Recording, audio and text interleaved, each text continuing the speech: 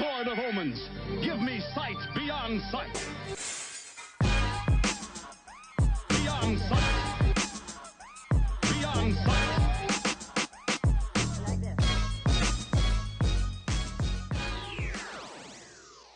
Act like you care. Booga booga. Actually,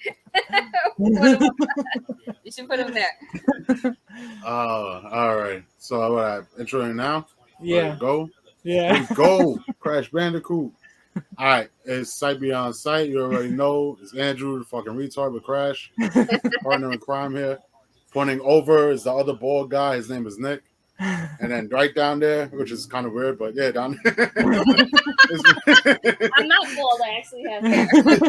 She's not bald though. Today. She brings the hair. Samson hair. Nah, it's Marissa. You already know. It's Sight Beyond Sight. Nothing but silliness and real talk at the same time. How y'all guys doing today? Good. Good. What you said, Nick? I thought he was talking to the people listening. No, you moron. He's talking to you. Nah, I don't talk to the people. I don't even see them. Like, right? yeah, that fourth wall doesn't exist for me. Oh shit! Yeah. So today we're gonna have a couple movies, a documentary, and the She-Hulk show that we're gonna talk about. So Marissa, hit us off with the first thing that we're gonna talk about today. All right. So we're going to talk about Sandman, which I think Nikki would be the closest thing to an expert on comic book things.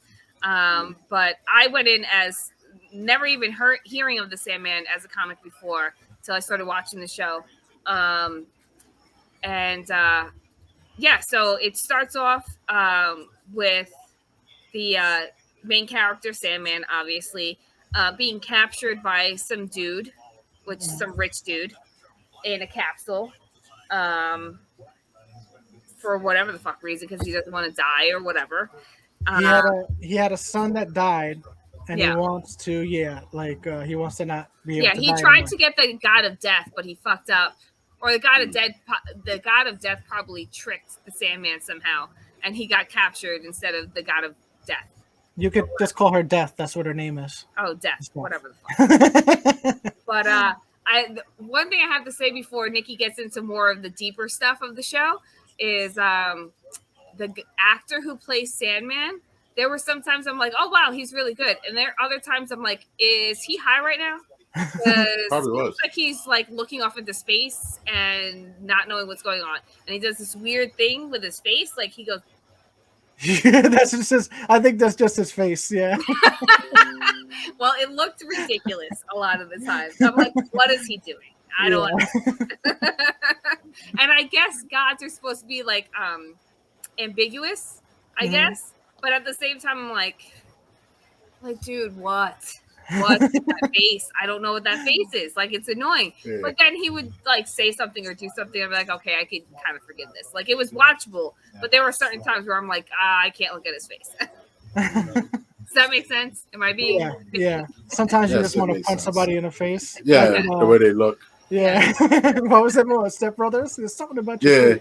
Yeah, it's so punchable. But Nikki, you could go on and expound more about the story. So one of the guys tries to capture him. This is the very beginning. He tries to capture Death, but he ends up getting Sandman instead. And he's kind of mad that he didn't get Death because he's trying to be immortal. And he just captures him, and he's saying, hey, if you give me Death, or you give me your power, or you give me immortality, I'll let you go. And, he's basically a god, like a deity, so he's not going to give him mortal person. I'll outlive you 10,000 times. Yeah, and which it kind of showed. But since he's the god of dreams, once they captured him, a lot of things happened in the world. Like some people couldn't sleep, some people couldn't wake up, and it was like a weird thing, and it happened for like tens of years. I'm not sure, like 20, 30 years. Yeah, 30, because his son, who felt bad for him, you thought would release him, but he wound up deciding not to. From whatever, like the reason felt very thin to me. of why he wouldn't release him. You know what I mean? But Yeah. at the same time, it was just like it's almost like, you know, like we don't negotiate with terrorists. Yeah. He almost took that kind of stance. Like no matter what you do or what you say, I don't give a Yeah. shit. Let me the fuck out of here. And I Yep. think because he didn't yield when the guy wanted him to yield, he kind of just left him Yeah. in there. Even Yeah. though he didn't really want to do that. He just, you know, he's like, you're not, you know, meeting me halfway. And I'm like, he's a fucking god. Yeah. Exactly. He doesn't have Like, to. what the fuck is wrong with you? You know? Yeah. Like, you want him to negotiate with you? What, like, you have nothing. Nothing. Exactly. So, And but then by the uh, by that time, it's like more modern times. Because yeah, before that, yeah. it was like, it was Yeah, maybe well, like, you gotta. Yeah, it seemed really early. Like these, I think the comic book was written in the late '80s, early '90s. So in the comic book, certain things are what's modern to them isn't really modern to us. You know, that kind of thing. yeah. But yeah. So after they captured him, when they first captured him, he had an amulet, a helmet, and his pouch of sand. So they at those three things give him power. So once he eventually gets out, because obviously he does, he kind of fixes the world. He goes back to the dreaming, which is his like realm, Realm. and he seems like he like all the dreams are gone, and only a few people were there left. And now to Um, explain, like dreams were like characters. So like there was yeah, different parts of dreams that, you know, it's not like he controlled all of the dreaming. He had like people who actually did other things. yeah, So but he controlled it all, like because that's his right, but creation. I mean, like there were other beings that Yeah, yes, had jobs in the whole yes, dream realm. yes. Yeah, So and one of them decided since he was gone, fuck you, I'm out. yeah, that's the Corinthian. He's the nightmare. Yeah, He was created to be a nightmare, whatever. So once he got captured, Dream got captured, and all that stuff, a lot he's of like, I'm dreams going ham. left. He's like, I'm giving everybody the nightmare. Yeah, and I don't know. His kingdom was kind of like in disarray. So Mhm. he doesn't have enough power yet to rebuild because he needs his helmet, his pouch, and his amulet. So just like in the comic books, he goes to hell first because he knows that a demon stole his helmet. Mhm. Now, in a comic book, it's in the DC universe, and this is something that I think Andrew would like. Once he goes to hell, the guy that's rhyming, the guy that meets him at the gate, he's supposed to be Etrigan in the comic Oh, book. we're yeah. Yeah, so that's why in the show he's rhyming like Etrigan would rhyme. Mhm. But I guess with that character and a couple others in the show, they couldn't really use DC characters for some reason. I don't know why. But so he goes into hell. He sees, and this would be a good part if they made a season two. He sees like a past love that was in hell, and he stops and he looks at her, and if you notice that he changed form, Mhm. That and was they kind of cool. explain that people see him as they want to, so it's not really him like shape But it makes shifting. sense though. It kind of makes sense. It's like just like in your dreams. Yeah, You it's, know what I it's mean? yeah, Like you don't necessarily see things the way you would necessarily want to see them. It's just how your unconscious mind kind of develops those things. yeah. You know what I mean? And So it really like had me thinking about my dreams a lot. And Nikki, you know I have the weirdest fucking dreams. I do. yeah. I have the weirdest fucking dreams. And lately, I've had dreams. This is the first time ever where I'm not physically me. I don't look like me. I look like somebody completely different. Yeah, So it's kind of fucking weird. Things are gonna Um, transform. yeah. yeah, like I had a dream that I was in high school, but like I didn't look like me. Like I was I don't even know. Like, and there Maybe was like it was just may- some weird dreams. But maybe it like a had past me thinking of yeah, maybe. life. But it had me thinking like the way that they describe like the different like nightmares and the different beings that like control all the dreams and stuff. Yeah, It was kind of an interesting thing because you don't always have the same type of dreams. So, like some dreams are more like nightmares, like you said, but then there are more magical fairy, fantasizing yeah, kind of fantasy. dreams. You know what I mean? I Yeah. don't know how to say that. But more pleasant, like, you know, like this is wonderful dreams. And then you have the more realistic, like life dreams, if that makes sense. Yeah. So like the different, I thought it was interesting that they kind of went with the different characters with that.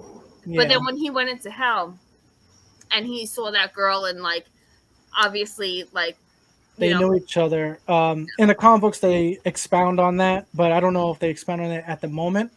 But that the same concept happens because I guess the demon's trying to show him like Lucifer's playing a trick, like, oh, we have the girl that you once loved in there, or whatever. Yeah. And basically, that's another story for the comic books, that he was walking around as a mortal, like just as a mortal human or whatever, and he fell in love with her, but as you could see at the end of the show, there's others. They call them the endless. Dream is part of it. There's dream, death, desire, despair, destiny, and I think destruction, and delusion. So that's like delusion the whole is family. a good one. That they could do so much with delusion. Yeah, that will. I don't know if they're gonna have any more seasons, unfortunately, but I don't understand why. Did it not do well? It wasn't as popular either. I don't think not they as popular as they promoted it wanted. very much either, though. I didn't see.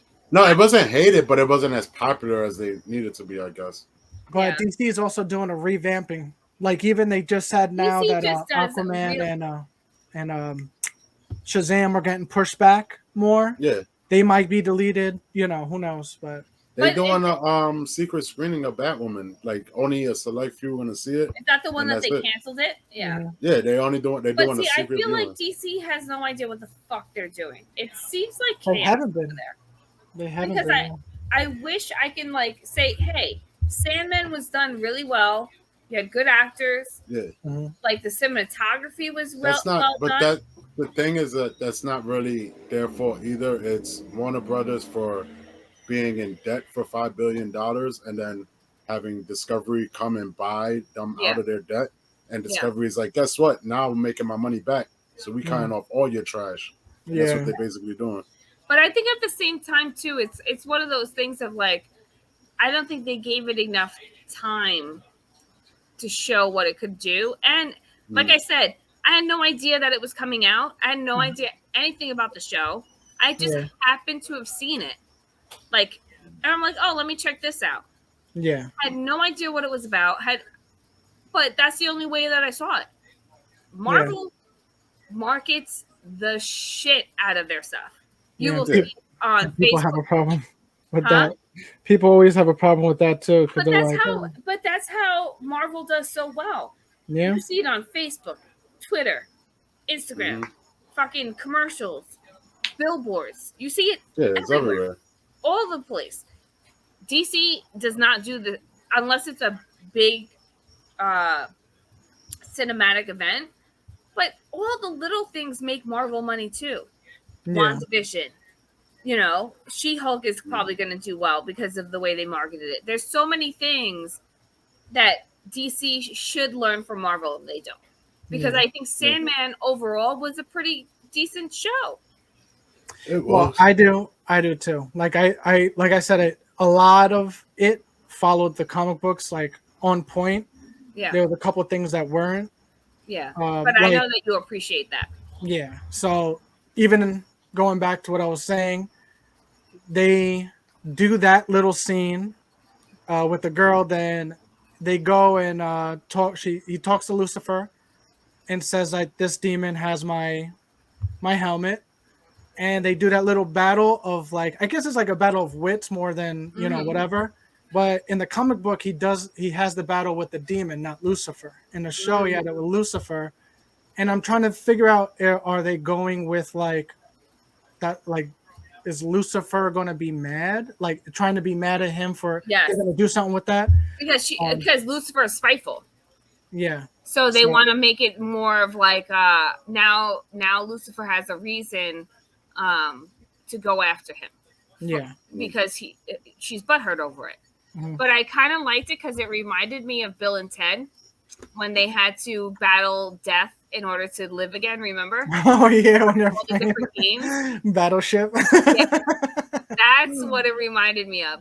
Because and then it was like it was intellectual, but it physically hurt them, which is funny. Mhm. Yeah, because everything they were saying, like I'm a snake and I have venom and all that stuff. So to me, yeah, that was interesting too. Yeah, I like that. And the imagery and all that stuff. I thought it was kind of cool. Yeah. Yeah. So he gets and I like the actress from Game of Thrones. What is her name? Yeah. I don't remember her name, but she played the fucking female knight. Yeah, that was a another character switch because in the comic books, Lucifer is obviously a man. Yeah. I don't know why they it doesn't switched matter. it. But like I said, that was Andrew. But yes. But that was another switch in the comic book. And I think actually in the comic, well, I'll give it away. In the comic book, Lucifer actually leaves hell, and that's why the Lucifer show, the TV show, that's what the comic book is based on after he leaves hell with the Sandman story. So yeah, I was very forced to interesting. watch episodes of that show. That was garbage. Yeah. People like that show apparently. Yeah, I don't know. I mean, it has mad seasons. It does, but it's a CB11 show, so you know. Oh, okay. Type of audience that watches. Yeah, that makes sense. Lucifer, I don't know, it's weird. Yeah, but no, that's bad funny that because everybody is like like CW has like this one fan base that just keeps them going. Yeah, it's huge. See, everybody likes like all the shows that they had on that. And what's funny is when CB11 first started, it was shows like Living Single and what was the other one? It was Living Single. No, I want to say Mr. Cooper, but that's not right. No, I think Mr. Cooper was on TGI Friday. Yeah. I forgot what, but they had all these like black shows, and then all of a sudden it changed up, and then became like One Tree Hill and Gilmore Girls. And, well, they. You know what I mean? I remember Channel 11 having like Jamie Foxx. Jamie Foxx. Brothers. I was gonna say after the Wayans brothers, then it went super white. Yeah, for some reason, pretty much that's what happened. Like they just really went to like Seventh Heaven ish and all of that. Yeah. All that garbage. Yeah. Oh shit. So I'll just fast forward it.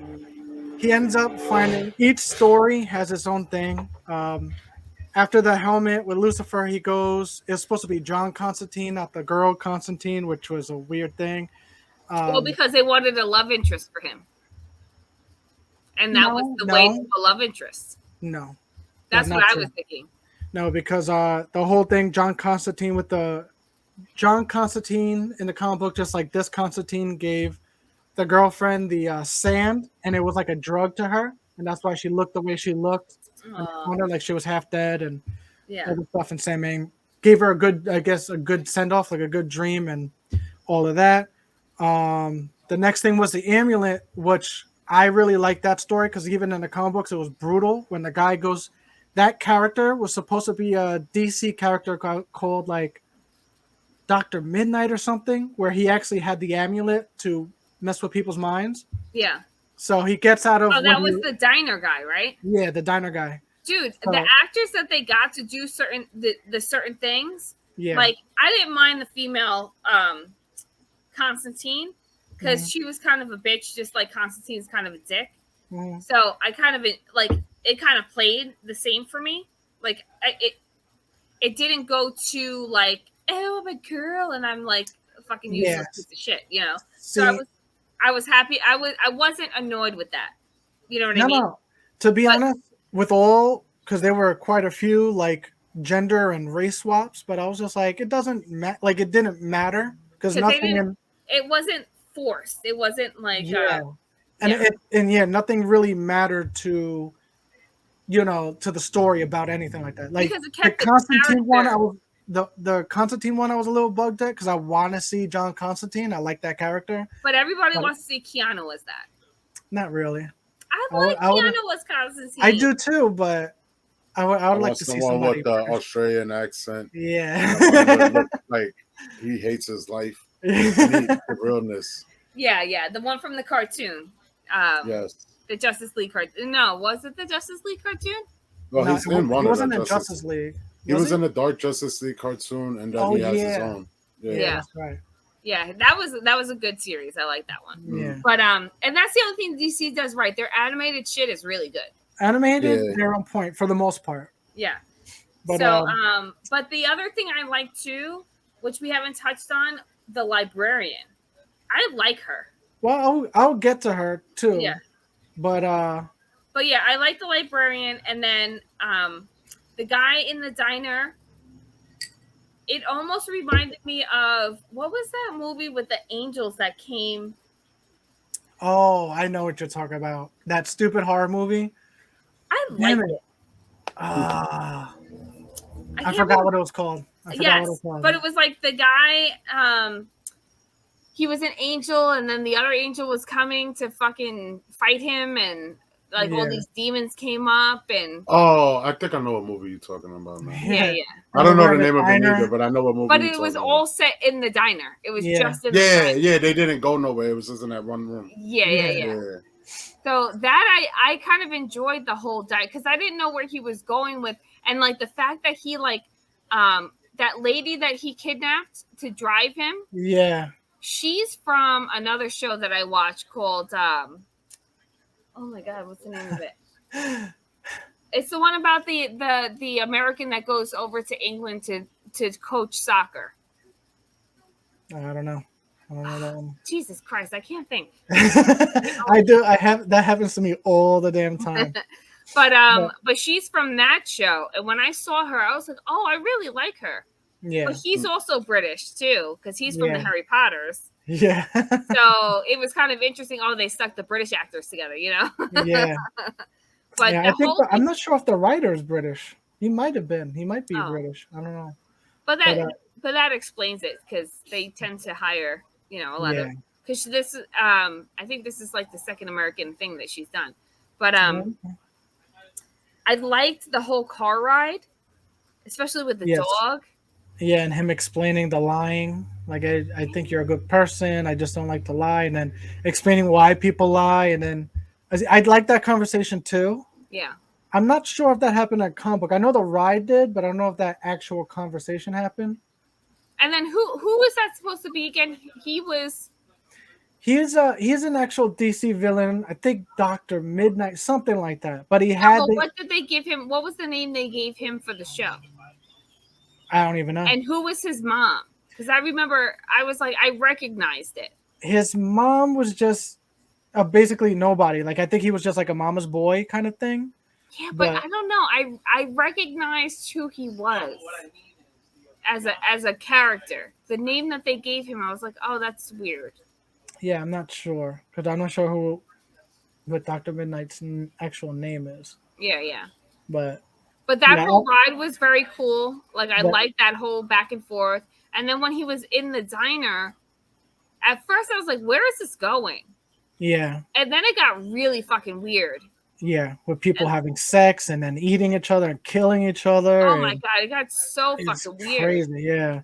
But that's why I was surprised because when I saw that, and I think I said on the last podcast that when I was reading the comic book, I was kind of like, why is this getting so much praise, right? Because that's such a like it won awards.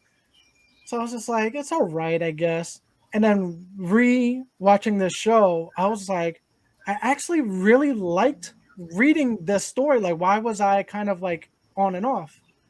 But yeah, so far in this, the whole diner scene was one of my favorite things because I just liked the whole concept of he hates people lying. So he was just like, no, if you want to do that, do that. Like, but it also shows the little lies that everybody lives with from day to day. Like for example, she says the waitress says to him, "Oh, you're handsome," something like that, right? Which is like something that like service people probably do just to get tips, right? Yeah. And he's like, "Why would you say that? You know I'm not handsome." Yeah. You know what I mean? And I thought like it was like an off-putting like statement that he made. Yeah. But the way she handled it was like weird, and I guess that has to do with the amulet. Yeah. But then he made her kind of like the center of all of the things that were happening. Yeah. So it was almost like he made her the vessel for like the truth to happen. Yeah. You know what I mean? And it was interesting because, like, the guy who wanted to fucking eat the burger, for example, which is such a ridiculous thing, right? Like, he just wants a fucking burger, and his wife is like, you can't have the burger because you'll be fat. Yeah. Like, I'm trying to make you healthy. But it's really not that I'm trying to make you healthy. It's because I want to control you. Yeah. Because I'm a fucking control freak. So it becomes like this weird dynamic. And they have to keep repeating it until they tell the truth, which is fucking bizarre. Yeah. So you're just like, oh, we're watching this scene again. I don't understand. And then you watch it and you're like, oh, it's until everybody's completely honest. Yes. And then it gets fucking gross. Yeah. And then it's like people's, and then it becomes like those things that you push down because they're not appropriate. And then those things come up because it's like, yeah, it's your truth. Like, you might see somebody be like, oh my God, they're fucking hot, I want to fuck them. But you're never going to say that or act on it or do, you know, it's like something in your mind that happens, but he pulls all of that out. Yeah, it makes you say it. It makes you do it. Like, no, if you want to do that, do that. But it's, to me, it's almost bastardized because that may not be your full truth. It might be your truth for the moment. Yeah. You understand what I mean? Like, it might be a thought that passes, but not every thought that passes in your head is. Yeah. Well, I think that's why the conversation of lies in the car had, and him having to think about it. Like, it's not always bad to lie. He's like, sometimes you lie to protect. When the girl's saying that, he's kind of like, makes sense, you know? Yeah. But yeah, I like. like that all away. What? He stripped it all away. Yeah, he did. Yeah. But yeah, I love that scene. I think that was the last thing he needed to do. Sandman. He got his stuff, all his stuff, and then he started recreating his little kingdom. But now, since I think it was 2 nightmares escaped, and then there was this what they call a nexus, I guess, with the like a dreaming nexus, and the story is really kind of messed up if you think about it because I forgot what they named her, but watching the show, the story. Like, she has a brother, they get separated, and then she gets old enough. He has dreaming powers. She has dreaming powers, but they're both different dreaming powers. Yeah, like, she doesn't know it and understand it, but like, he has to kill her for him to survive and the dreaming to survive because she's blending in reality with dreams, and she doesn't know that she's doing it. She doesn't know how to handle it because she doesn't know. She's seeing other people's dreams too. Yeah, she's invading other people's dreams. Yeah, and then taking him out sometimes too. Yeah. So you have that story, which leads into the Corinthian, which is the and actually both nightmares, because one of the nightmares has her brother, and is actually trying to help her brother by making him like a superhero every time he sleeps, because he's in a situation where his adopted parents are abusive, and she's trying to find her little brother. At the same time, it all interferes because she moves in to this weird house with all these weird characters, just like in a comic book. Hostel. It's like a hostel. Yeah, it's like a little hostel with all these weird characters, and they did good for the comic books, all the characters and how they are. Then she starts finding out where her brother is, and finds out that she has an aunt, or her real mother that's a great grandmother. And that's the part of the story, because again, it leads back to the beginning. Her great grandmother that she finds, because I think her mother dies, but her great grandmother's alive, and her great grandmother was one of the people that when Sandman got caught, she couldn't wake up. Apparently, in the show and in the comic book, they don't show it, but I think in the comic book they hint at it a little bit more. She basically got, R word. I don't know if I could say it on YouTube if I get flagged. Oh, we'll do like your mom's house. They call it tots. Grape? Oh. No, they call them tots. Okay. I heard other podcasters say grape instead of grape. Yeah. But she got graped in her sleep, and then ends up having a baby, and then again she went through all this. I'm sorry. I thought I was thinking of another R word. Sorry. No. But she You can say raped. no, you can't. Yes, you You can just say. gotta say trigger warning. I thought you were saying retarded. No. But I mean, you already said it now, so it's like, yeah. Like you So said, yeah. nobody watches this anyway. So yeah, she ends up getting raped. Then I'll say it, and then she has a baby and all this while she's sleeping. So she dreamed that I guess that she was having a kid, but then she woke up to realize she really did have a kid. Never knew the kid. So then she finds this Nexus girl that's her granddaughter, invites her to England, and then gives her money to go look for her brother because she wants I like a still don't family. understand how she's rich. She's like filthy fucking rich. I don't. Inheritance, probably some sort, but to find her brother, and she's kind of not playing. She keeps seeing Dream also because Dream is watching out for her because she's a Nexus and she's messing shit up. Mhm. So go But find he's a brother. also like no bullshit. Like I'm gonna fucking kill you because you keep fucking shit up. So Yeah, yeah. So they go find her brother. Sandman gets one of the nightmares back, kills her, but kind of later in the show feels bad about it and brings her back to life. But then the Corinthian steals the brother, and that's the other nightmare. And they go to one of my favorite things in the comic book was the whole serial killer convention. oh I yeah, thought that that was was so great. cool. They And had and it was called cereal convention. Cereal Convention, but Yeah, spelled like the cereal, like the food. cereal boxes. Yeah. So they thought they were going to like a kids cereal convention. Yeah. Meanwhile, it's all like psychopath serial killers. It was hilarious. Yeah, and it's so funny because when you watch the show, it's like the comic book because it's like they're all trying to say like, listen, the hotel can't know what we're doing. Yeah. We have certain rules, like nobody could be at this area at this time, no hunting on the ground, so you can't kill anybody around the area. And this is all like we're all just coming together because we're all, doing the same thing. And then they found Nightmare because Nightmare has been killing people in real life. Well, Corinthian. He But is he's a nightmare. Yeah. Yeah. Corinthian's been killing people in real life and sucking out their eyeballs or something, or frying out their eyeballs or whatever the hell they're doing. The Corinthian's eyes are teeth, so he will take the eyeballs out and eat the eyeballs with his eyeball teeth. That sounds ridiculous. Yeah, but it's pretty cool looking. Like that's why I like. So they have him as like their guest speaker because they love him. Yeah.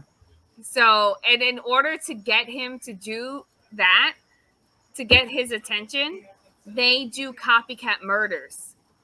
Okay. And then he shows up like, what the fuck are you doing? Yeah, these are like... And they were like, oh, we're your biggest fans. Like, we want you to speak at our convention. And then all because they kind of gloat over him and become fanboys over him. He's like, oh, I'll do this. This is awesome. And then he becomes like a celebrity at this serial convention. Yeah, he like gives a speech and all kinds of shit. Yeah, it's so funny. And there's like all different. They have like all different name tags and stuff. And there's this one guy who's like a fat guy or whatever, and his name is Funland because he would molest little kids and kill them. Yeah, it's crazy. Yeah. I forgot some of their names, but then they revealed how like some of them like killed their people. Yeah. One of them was a doctor that just killed people on her surgical table or whatever. Bed. There was the hunter guy that likes to like hunts people, and what was the old guy, the nerdy dude? I forgot what he did.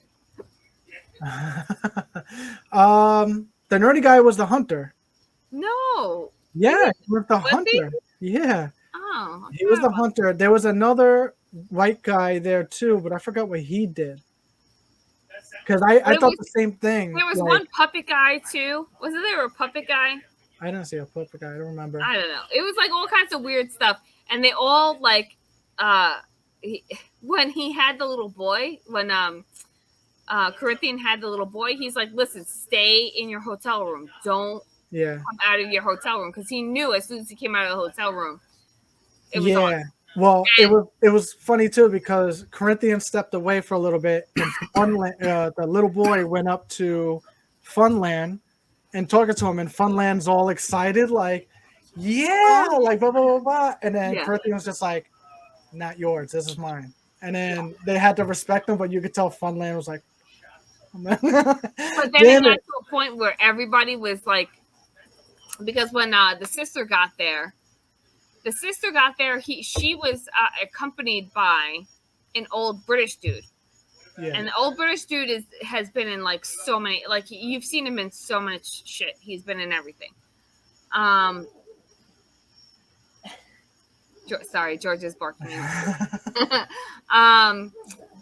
But he like goes with her to like keep her company or whatever. And as soon as he gets there, he kind of feels what's going on. He's like, this is not. And then I think he sees Corinthian, right?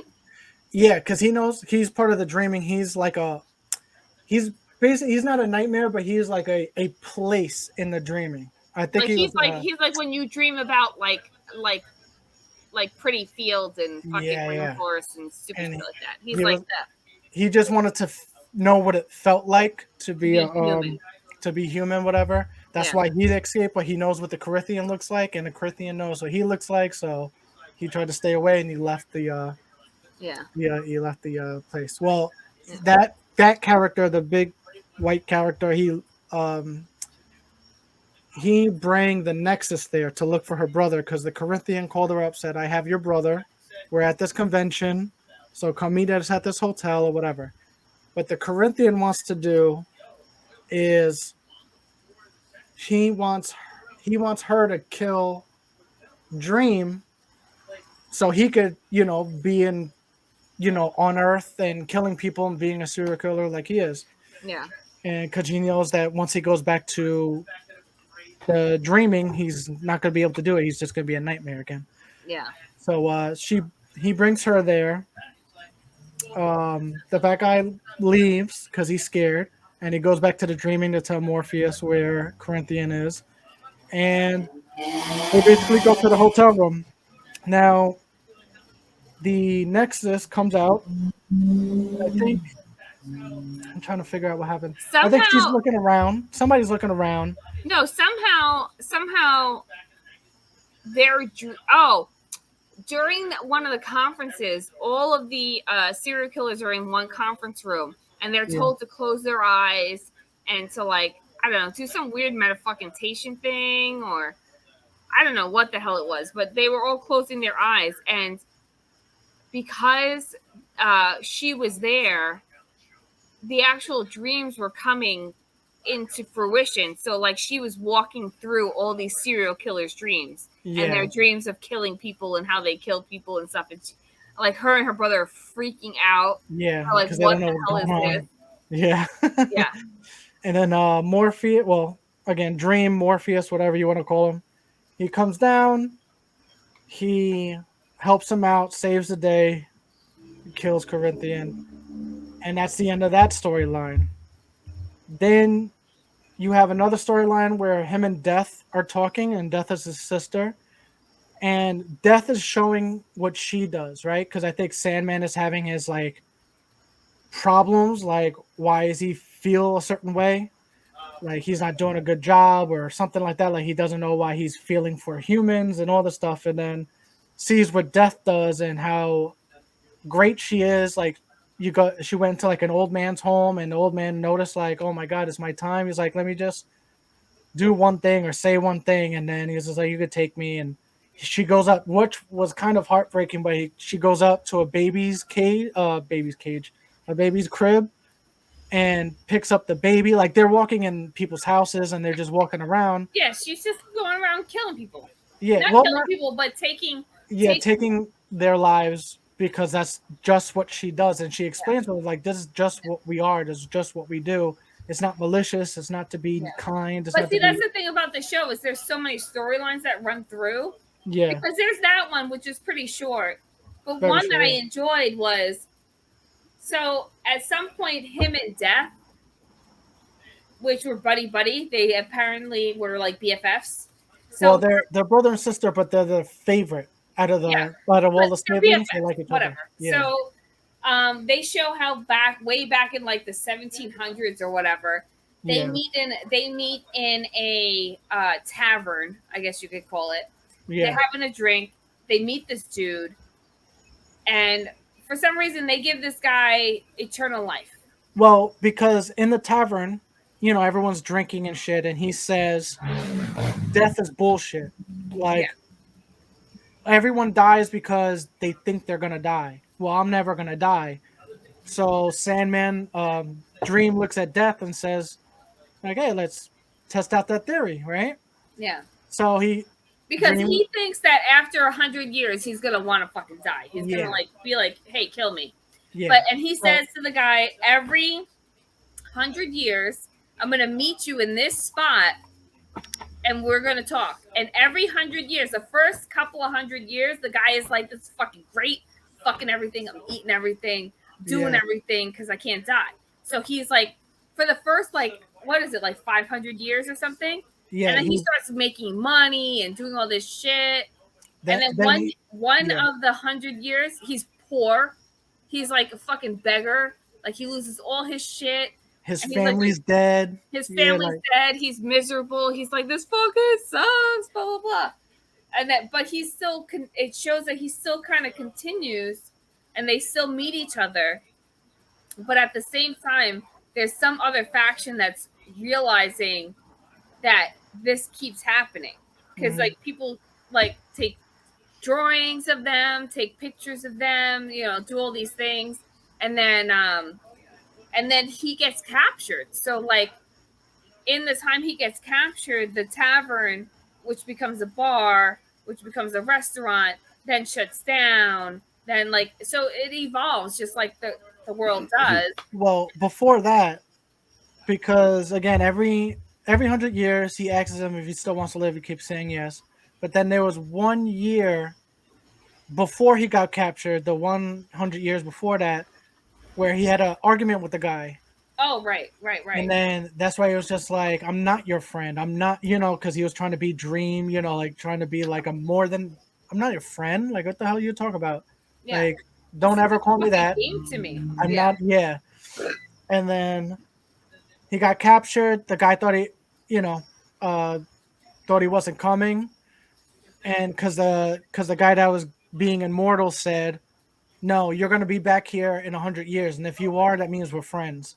So he doesn't come, but the guy still goes to another tavern since that one closed down. And Dream meets him there after the talk with Death and ends up sitting down and talking to him. And I guess they became friends. Yeah. Yay, friendship. Yeah. But yeah, that's about it. It's just like a series, and that's why I thought it was going to be continuing because it was like it could have, because in the tavern in the past there was a guy Shakespeare. Yeah. So there's another story in the comic books where he actually, when he had that conversation in the tavern with the Shakespeare guy, yeah, he gave him dreams to write the plays. So he was there's always this thing that Shakespeare didn't really write all those plays, that either he stole them or there was somebody else that he wrote them with. There's always been that. Yeah. There's always been some sort of like mythological thing that like, oh, it was a woman that wrote them and he just acted like he did because, women aren't allowed to do shit like that, or like, no, it was his friend who was like, whatever. It was always some bullshit. Yeah. That could have been another story. And the last episode that you missed was 2 short stories. One with a cat. There was it starts out with a little kitten, and a stray cat says, "Hey, come outside! Like she's gonna talk to us today." And I guess it was like this random cat that tells her story about talking with, like, she had kittens, and she was in she was a house cat. Yeah. And she mated with like a stray cat, so her kittens were mutts, right? Yeah. So the human owners, saw that she had babies, took the babies in a bag and threw them in the ocean or whatever. And she said, I felt it, like, in the cat's talking, like, I felt it. I felt them die in that bag in the cold by themselves. And she left the house. and she went into the dreaming and talked to Dream, and Dream was a big cat, and basically said the world wasn't how it is now with humans. It used to be humans were very small like you are now, and cats were humongous and used to play with the humans and feed on the humans and all the stuff. We were little mices. But he said that one day the humans got an idea and they all started dreaming and like in unison and changed the world to what it is now, like just by their mental dreaming and whatever. So that cat, the story is basically that cat trying to get all the other cats to think the same so it could be like the old times, right? So that was a really short story. And then the other one, because they only had two, was the story of some guy captured a muse from like Greek mythology to give him inspiration to write. So I think there's something that happened with a binding spell kind of thing. So this guy ends up like forcing himself on her and all that stuff. And once you, I guess, have sex with a muse or something like that, it inspires you to write. And That he, sounded like somebody hit something. yeah. And then he's giving the muse to another guy that like wrote one book and then couldn't think of nothing else. He did the same exact thing, but they find out like she's trying to ask for the other like Greek gods for help, but they're like, we can't help you, like you're bound to him. So asks the dream, and then they because the dream and her had a thing. So and then I think in the comic books they had a child, and then the child died and all this shit. So Dream and her weren't getting along, but after when she was captured, Dream was already captured. So they said, "Oh, we can't help you, and he can't either because the humans got him too." Once he got free, she asked for his like to. He called him. She called him to hit her, and I guess he was remorseful about what happened. Helped her out. Like basically, the guy said, "Who's him?" Because he was in the house. And it's just like, oh, this is Morpheus, this is the king of dreams kind of thing. And he was just like, well, I'm not going to set her free because I need to write more books. And I can't not, I couldn't write books with her. He's like, oh, you want ideas? I'll give you nothing but. So he just flooded him with inspiration and ideas, but he couldn't stop. Like he was like cutting himself to write it on his skin because he didn't have paper. Like he was just like, just let her go, let her go. So he let the girl free, and then the girl was just like, hey, I gotta forgive and forget, So he was just like, just don't keep him like that. He's like, all right, whatever you wish. So he took away all his ideas. So he just forgot everything. Like he was telling the story, like I had some girl captured in my room and blah, blah, blah. Like, and then everyone was like, what are you talking about? He was like, I don't know. I don't know what I'm talking about. It's like, he forgot everything. So that was just like two little short stories that were in the comic book. They're kind of cool. But I liked it. I thought it was good. I thought it was very comic book accurate. And I wish they had a second season. It sucks. Yeah. Really Would that be any attracted to you, Andrew, to watch any of No, that? I would watch it, but I don't know when I will have the time to actually put time into watching it. Yeah. They're really quick episodes too. Are they not an hour? I thought they would be like hour long. No, I think they're 30 or 45 minutes. They're really short. So maybe I'll try when I get a chance. Yeah. But since Andrew was super bored during that, let's talk about the documentary next. Yes. Is that cool? The documentary. Only because you probably remember when it actually happened. I do, because like it happened when I was a teenager. Okay, so the whole thing is the Untold Story series that's on Netflix. They did a documentary on, what is his name? Mateo, something like Mateo, that. yeah. Mateo, yeah. Something like that. And he basically, I'll be back. Basically, he was a football player. He was a very good football player. And he got catfished, which was like, that's the original catfish to me. Yeah, he was the original catfish because, and this was so crazy to me to think about because he goes plays football in high school. He's from a very religious family. I don't even think he had a girlfriend in high school because it didn't Nah, seem like he was into all that. He was into sports. He was into his school. He was into church. That was it. yeah. Even to the point of how he chose his college was based on his religion, which I Yeah. thought was strange. Like the That's way he Notre Dame. described Yeah. how he chose it. Did you see that part? Yeah, I watched. That's like in the first episode. Yeah. Yeah.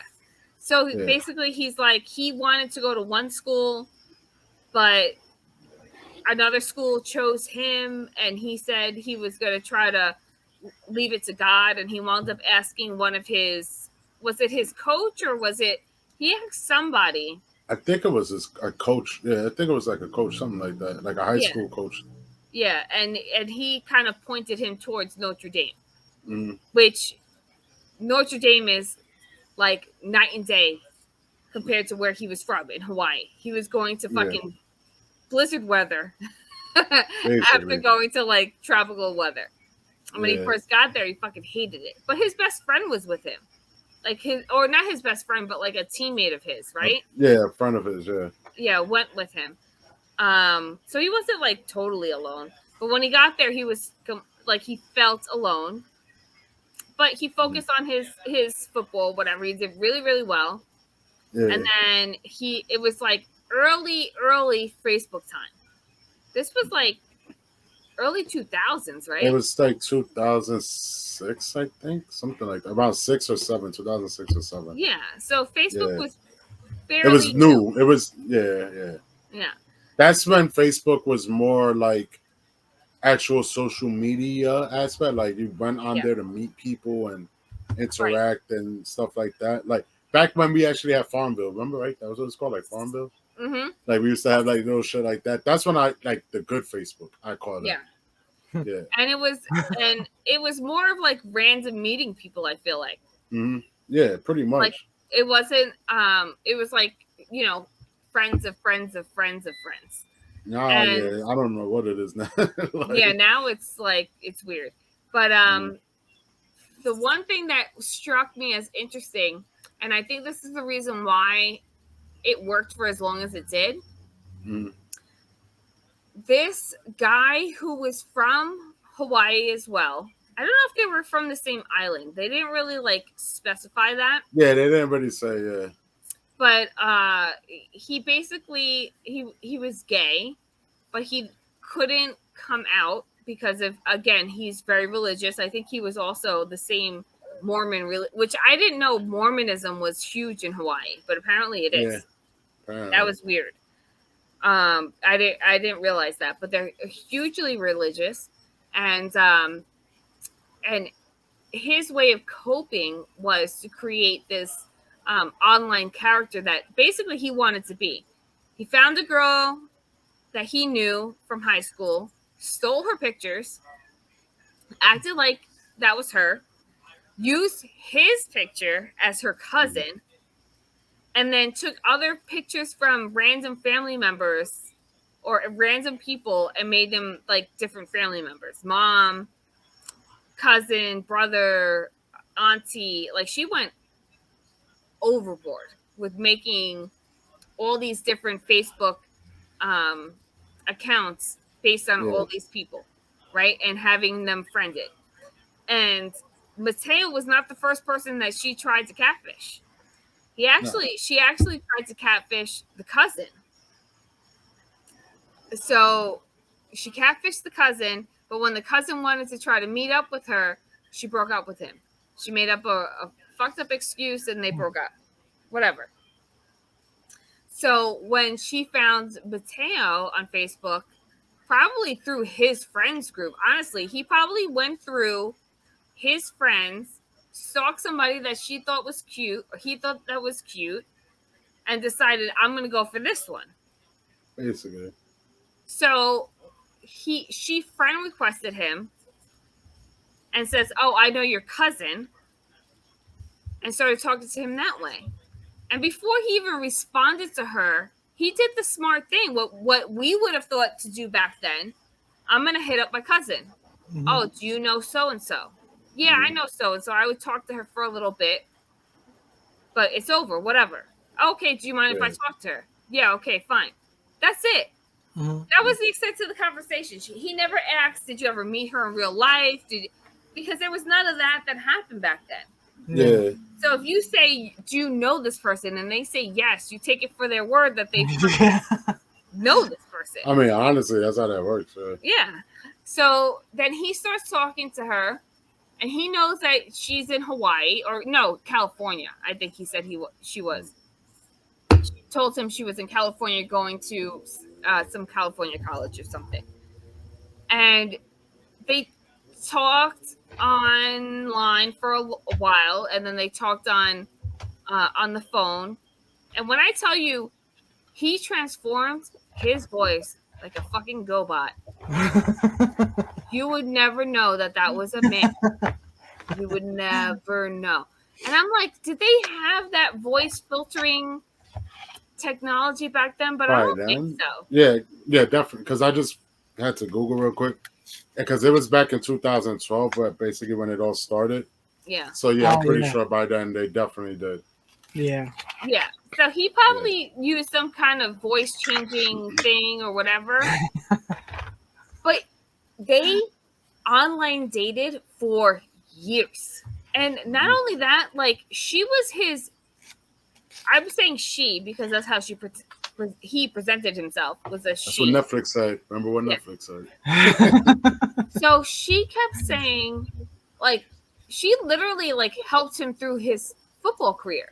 Whenever he was down, whenever he was like whatever, she would pump him up because he was actually a football player, like a really good football player himself in high school. He didn't go to college for it, but he was himself a really good football player. So he knows the game. And what killed me was like, oh yeah, after a certain amount of time, he actually gave him like pointers. And I'm like, wait a second, as a dude Yeah. in college, and your girlfriend's like, yo, you need to tighten up your X, Y, and Z, whatever, football jargon, whatever. You're not gonna be like, how the fuck do you know that? Yeah. You know what I You mean? would have to have a really good story.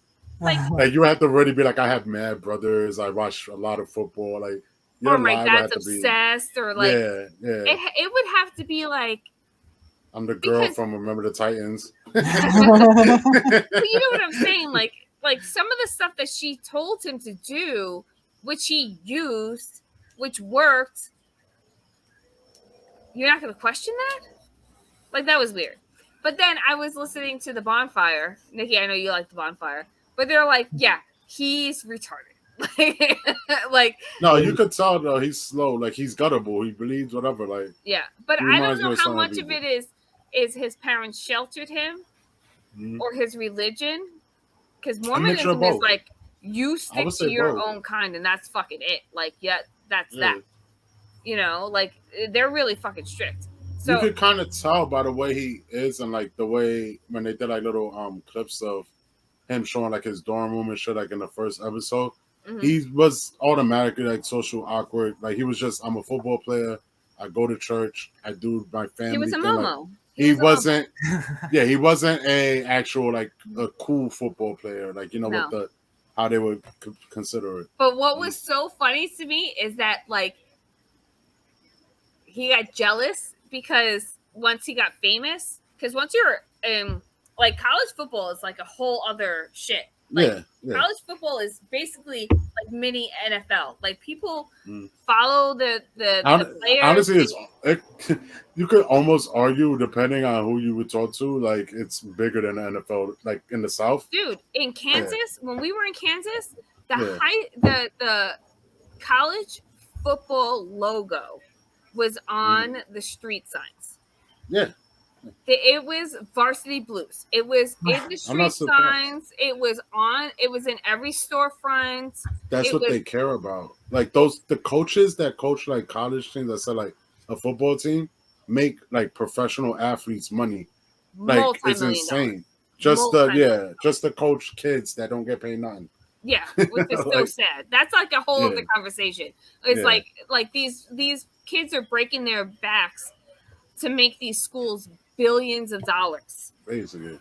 Billions, and they get nothing. Nothing. Not even their school paid for. Because some of them have to still pay for school. Yeah. If their grades aren't up. You know what I'm saying? Like, it's like, something's wrong here. At least give this motherfucker a car to get to school. Yeah. But anyway, so he basically goes on, and they become really close. And to the point where, like, she's changing voices. Like, so that he can talk to different parts of her family. Like, he becomes himself when the cousin's on the phone. She even gets her little sister, who she calls her niece, I think. Mm. She says it's her niece, and it's actually her little sister. So then she like pulls her into it and has like a relationship between the little girl and him. So now he's thinking that, like, I'm meeting the whole family. It's crazy. It becomes fucking insane. And like, one of his friends is like thinking like there's something up, because, you know, she always has an excuse when he's like, I want to see you. Or like, I guess when back then Facebook had, you know, Facebook Messenger, where you could like kind of FaceTime with people. Mm. And it was always like, oh, my Wi-Fi is messed up, or I'm in a place it's like I can't see you, I can't hear you. Like, it's always kind of like sketchy. The like usual that. catfish stuff, yeah. Yeah. But it's like years and years of doing this, because he goes all through college.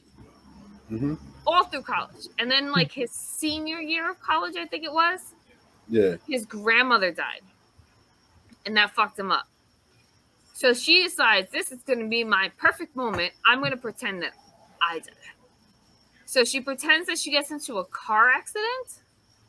Yes. And she calls as the cousin or brother. I think it was cousin, right? Yeah, I think it was the cousin. Yeah, she calls as her cousin and says that she's in a horrible car accident and she can't speak. And they go through this elaborate bullshit of like, he puts the phone up to her and all he could hear is like she's fucking Darth Vader. And he's like talking to her, and like, this person's insane.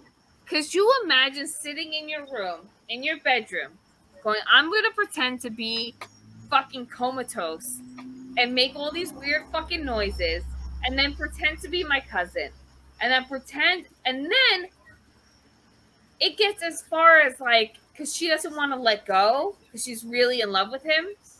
So she's like, at one point when he talks to her, she makes like a noise, and then the cousin gets on the phone like, oh my god, she responded, keep talking to her.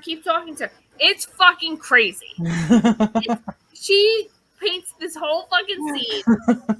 So he thinks he's like, okay, I'm gonna keep doing that. So he calls her the same day every day and says the same shit to her, because he thinks that that's keeping her alive.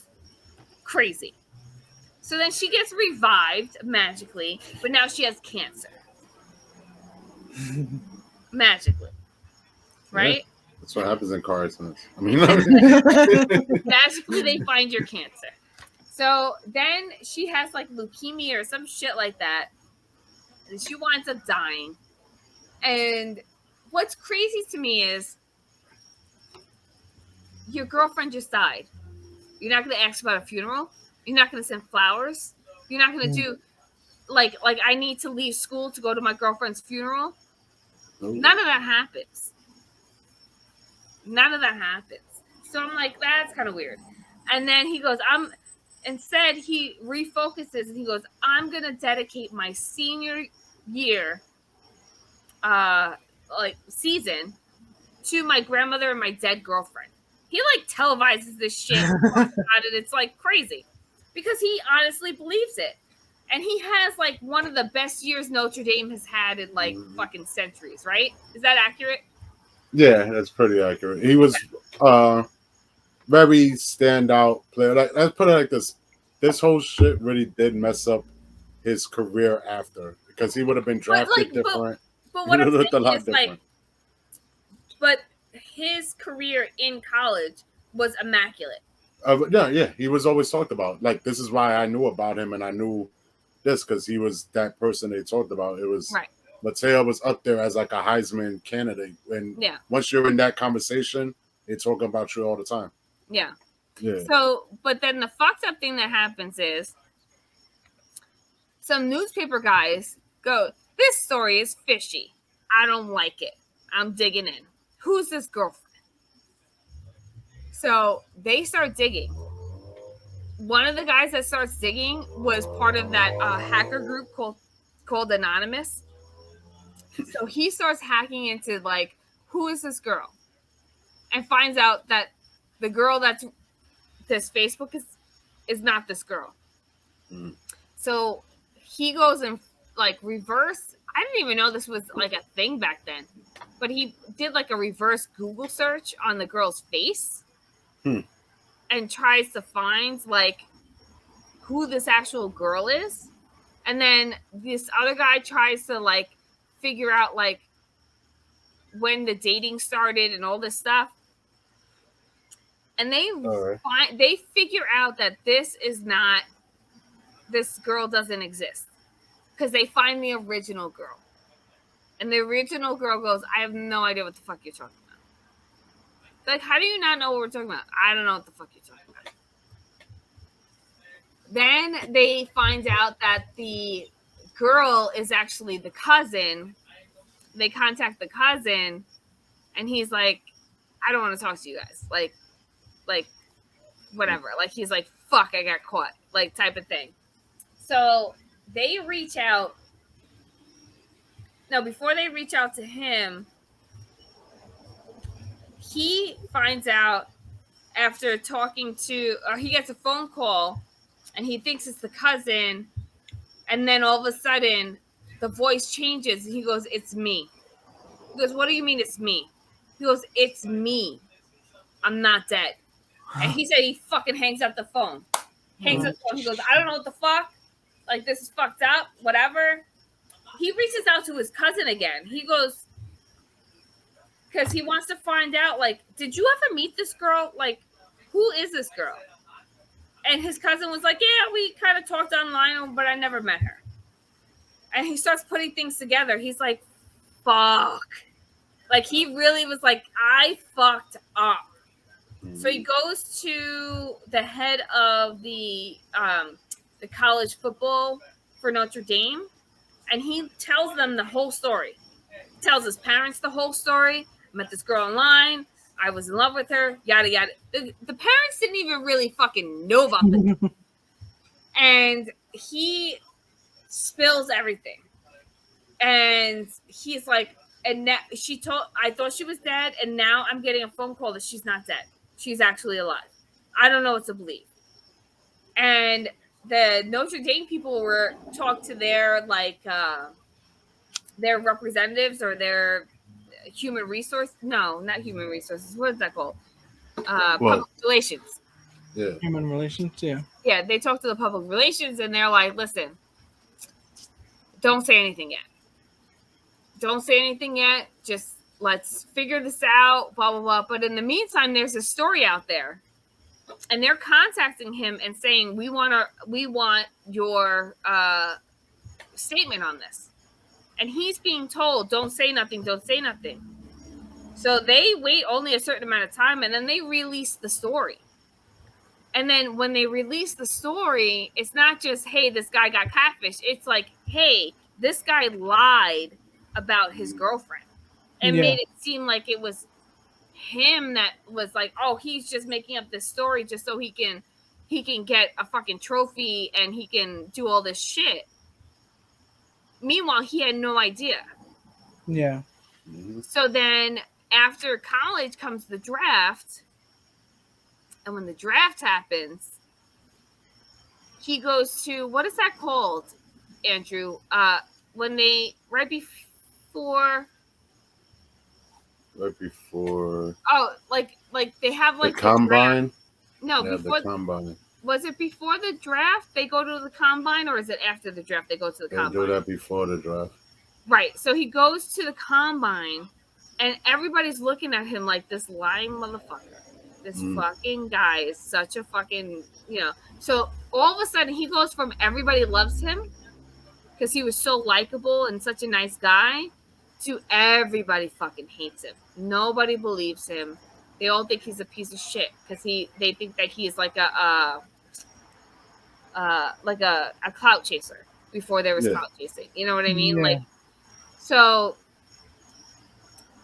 he basically tries to like do the whole I'm just here to fucking work and play football and that's it.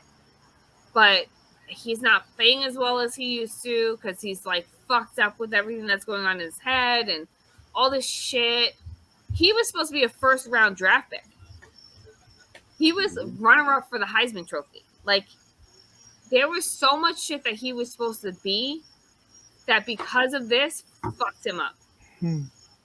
But he was second round draft pick. Was it the Rams picked him up? I think it was the Chargers, if I'm not mistaken. Or the Chargers? Somebody. Yeah. But he was like second round draft pick. Mm. But if none of this came out, he would have been first round. He would have been picked up probably by like I think, who was the first one?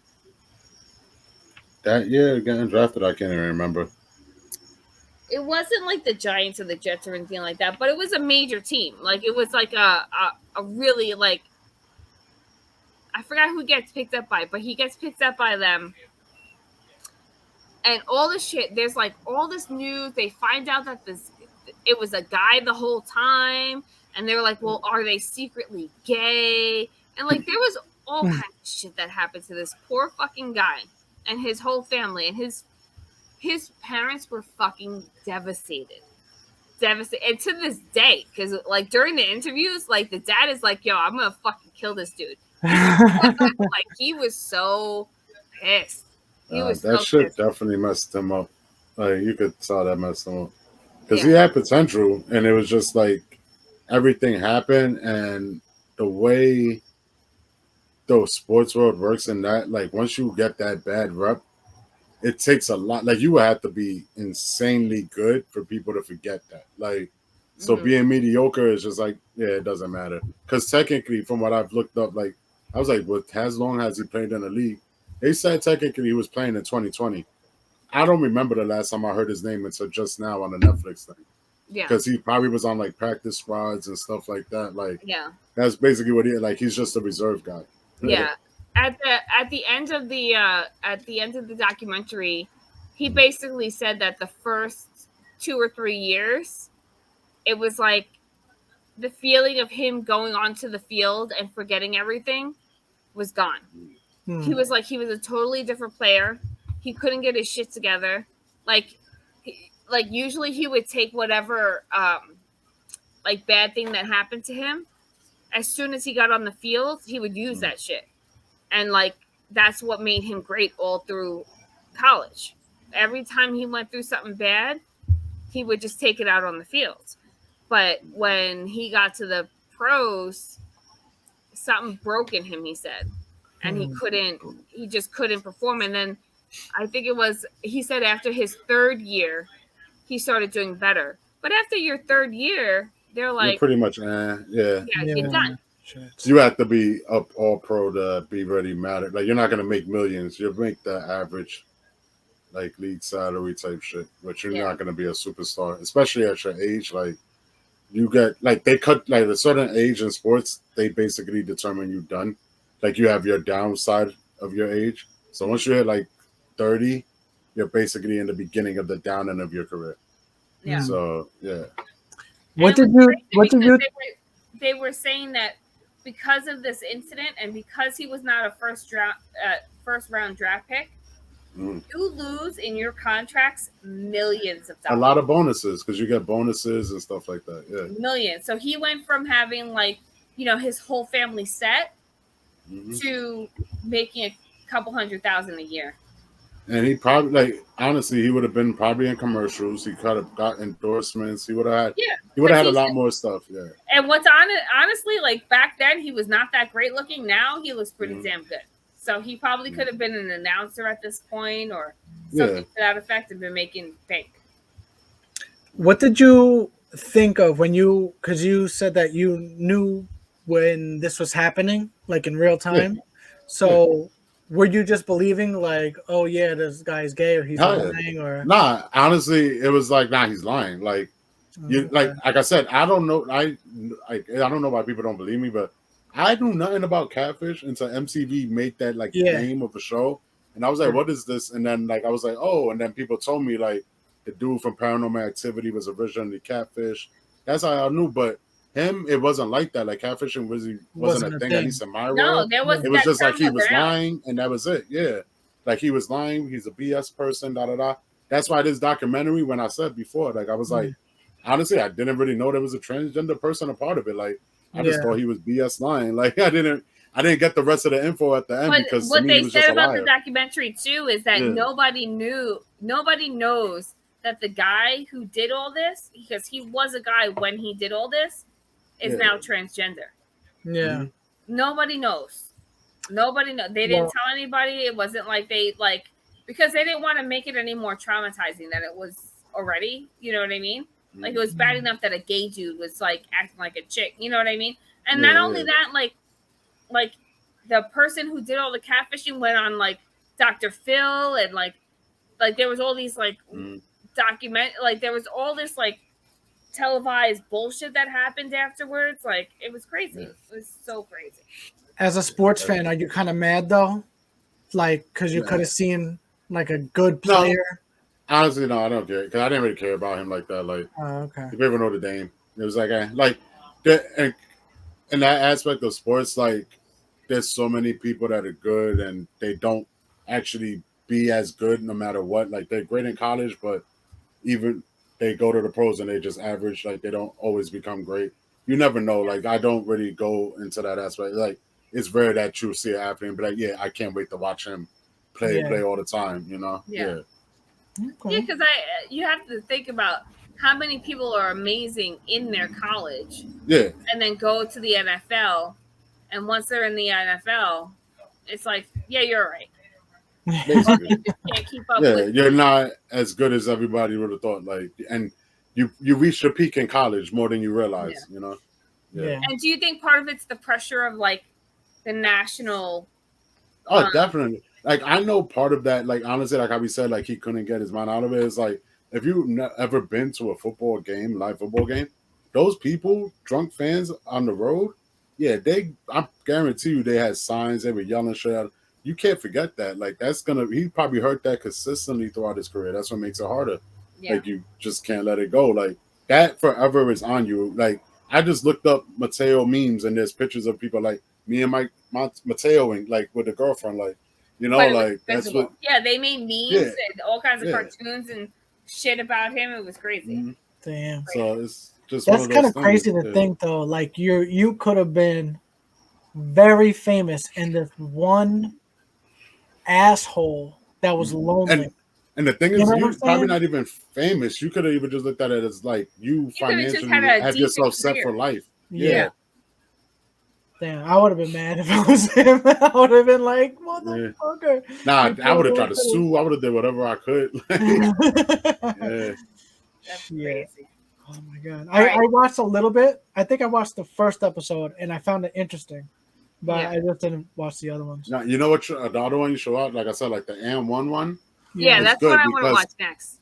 Like it starts out like it explains like the clothing part of it, but then it goes into the mixtape, like and all that. yeah, and then you get the little bit of drama at the end where it really like, and because to me it was interesting because they have a AM1 mixtape documentary on ESPN 30 for 30, and that one is like such a happy like everything Yay, is it good. was awesome. Yeah. Yeah, and then this one I was like, damn, they all got robbed. Like everybody that I liked, like we used to watch play basketball, but then in that Yeah. time it was like, y'all all basically broke like me. Like, Yeah. you know?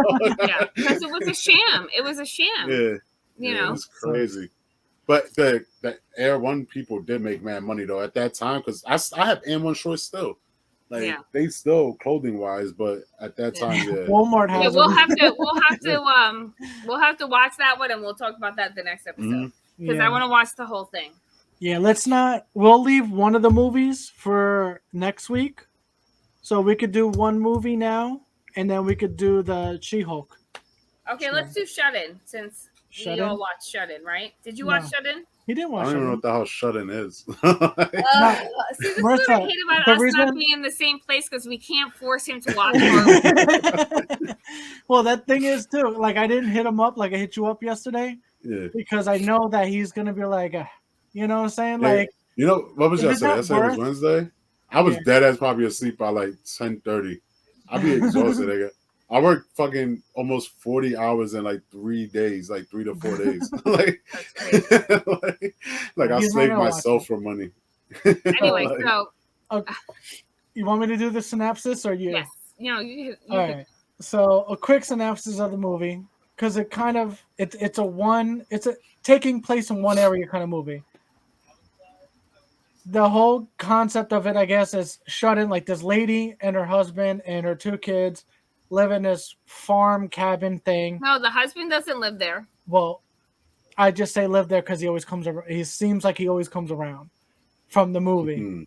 but they're drug addicts. I don't She's know why trying to that get was funny. clean. She's trying to get clean, and I think she's trying to leave. But there's this one room that once the door shuts, it locks. It's a pantry. Yeah, It's a And really, big it's a pantry. really old house. She inherited it from her grandmother. It was It's like an apple old- farm.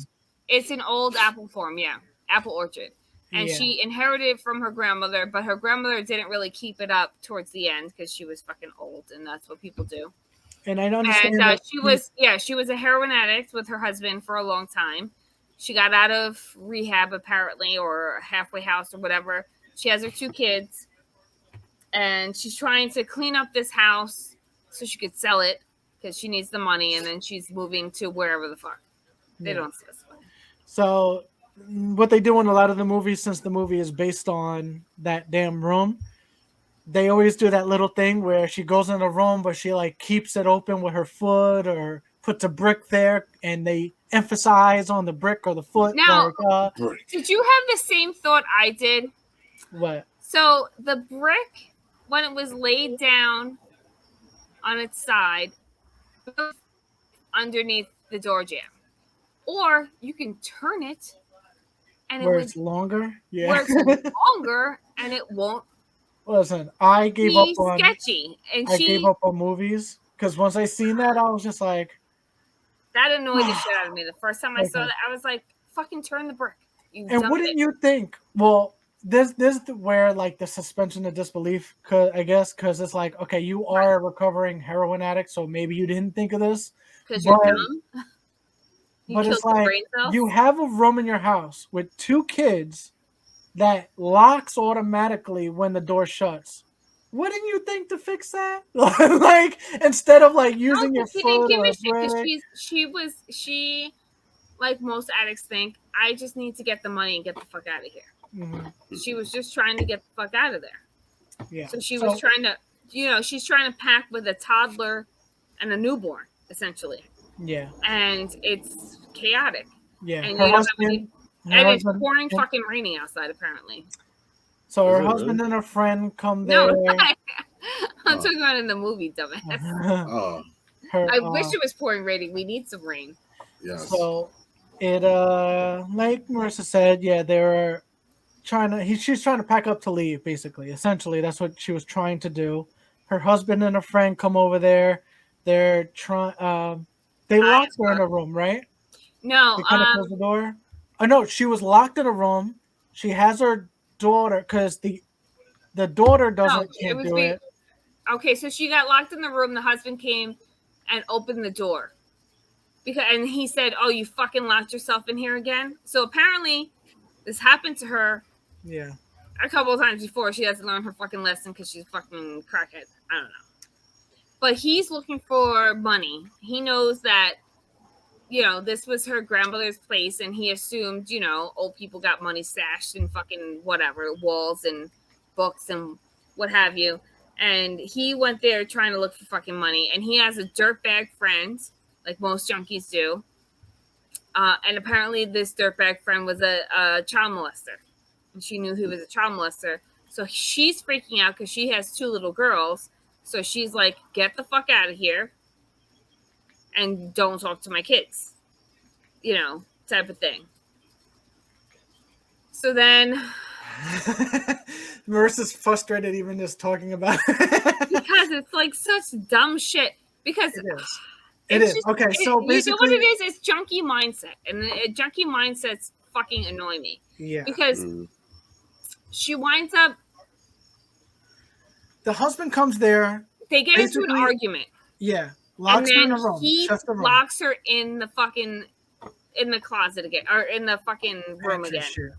And not only does he lock her in there because the fucking door doesn't open from the inside, he hammers boards into the door, and she's got her hands up on the door trying to fucking get out, and he puts a nail through her hand. So now she's fucking crucified in one of her hands. Yeah, fucking stigmata and shit. So she's fucking bleeding. And then, as a joke, he slides her meth through the door and says, "Oh, you're gonna fucking need this," because he's like, "Oh, you think you're gonna be straight and you think you're all big and bad and this and that and fuck you, you know." And he leaves with his friend. So now she's really stuck in this fucking place with a toddler who's a fucking retard and The toddler. and a baby, like a baby, like. I want to say maybe 6 months old, if that. Baby. And she's stuck in this fucking room. And the only thing in this room is some old ass marmalade or some shit, fruit, whatever. And then she keeps staring at this crucifix. There's a Bible, and then there's like other random things on the shelves, but nothing that's barely useful. So she like tries to wrap up her hands. And it becomes this really weird, tense, like, how the fuck is she gonna get out? And there's these kids that are screaming and hungry, and what the fuck is she gonna do? And what they got right is her junkie mentality. Like, whoever wrote this did drugs. You did it. But because of the way she acted and reacted to certain things, a normal person would not fucking react this way. You know what I mean? Like, there were parts where, like, your kids are fucking crying, right? And as a parent, when that happens, it's like you would do anything to get out to fucking help them. But instead, she almost retreats. Yeah, she's like, oh my god, like she seemed like annoyed. God, like shut the fuck up. And she's talking to the more like, I'm trapped in here. I'm bleeding. I'm the one that's fucking like. See, I'll give you that. Maybe that's why I was getting frustrated watching it, because when she was talking to the daughter from the room, like, and the daughter was telling her like, "There's boards on there," like, and I think the little girl said, "I have to go to the bathroom." She's like, "Go to the bathroom," and then she was just like, "Oh," like you see the little girl, she was like, scared. Yeah, and then she was peeing on the floor, and she's like, oh. Yeah. And I was just in my head. I think I was getting. That's why I was just like looking at the movie, like, it's stupid, because as I'm thinking, I'm not a parent, but I'm thinking like I'll be drop kicking that fucking door till I can't. I mean, she tried. Like, Yeah, she tried to. man. Like, she tried to like bang the door, but she's also like fucking 90 pounds because she's an ex-junkie, so she weighs like nothing. Yeah, but like And you she's said, I weak. think she had the junkie mentality. But even after that, even after all this shit happened, right? And I'm not gonna fast forward it too much, but even after she got out and what she did then, and maybe it was her acting too, I was just like, you look like you don't give a fuck. Like, what the fuck is going on? But one of the things that I liked was, so there's a part of the movie where the friend of the husband comes back, and the pedophile guy comes back, and she is completely horrified. Like, it's almost like she's more concerned about her daughter's innocence than she is of anything else. And maybe because she was violated at some point when she was younger or something, and so maybe that strikes a chord with her. But she's like begging this dude, like, please don't touch my daughter, please don't fucking. And there's a point where he grabs the daughter, and you're like, fuck, he's gonna fuck the daughter, and she's gonna be in there. Like that was my biggest fear, was like he's gonna fuck the daughter while the mom is listening on the other side of the fucking, like that. I would kill myself at that point. You know. I'll kill that guy first before I kill myself. But that was like that was my anxiety watching it. Like, oh my god, please don't do that. Please don't be one of those movies, you know. But then he convinced her, like, oh, yo, I have meth, and I'll give you my shit. Like, he gave it to me to make me do it, but I'm not gonna do it. I'll give it to you. And he's like, throw it out. And she's like, no, you gotta let me out. I'll bring it to you. And he wouldn't do it. She showed it in the door crack because he thinks she was lying. Yeah. And he put his hand underneath the door to grab it, and then she had a screwdriver. And she not only this is what's so great. She did not only stab his hand, but then she took a brick and hammered that shit down so that his hand was trapped in the like on the floor with the screwdriver in his hand, and he's begging and screaming and crying, and he can't move because his hand is fucking trapped in the ground with this fucking screwdriver. But she gives up the only tool that she has to fucking get her escape. Yeah. Now, I will say, this is fucking how people are dumb. She's in a pantry. In the pantry, you can see that part of the pantry is the stairs that goes upstairs. You know, like when you're in a room that has stairs above it, you can see like the steps. So why in the fuck would you try to break the ground when you could break the motherfucking steps? Right? Like there's steps right there. That's wood and sheetrock and whatever the fuck. You're trying to break through tile and all that shit to go into the crawl space underneath the house and crawl your ass out. What the fuck is wrong with you? So the way she feeds her kids is she takes the jam and puts them on paper plates, and the kids eat jam for like, I don't know how many days that she's in there. She's in there for a fucking long ass time. And then something happens.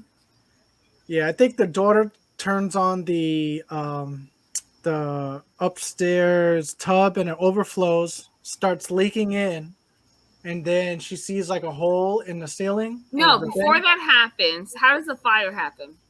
Fire? You don't remember the fire? No. So the guy who's pinned onto the ground, somehow she lights him on fire.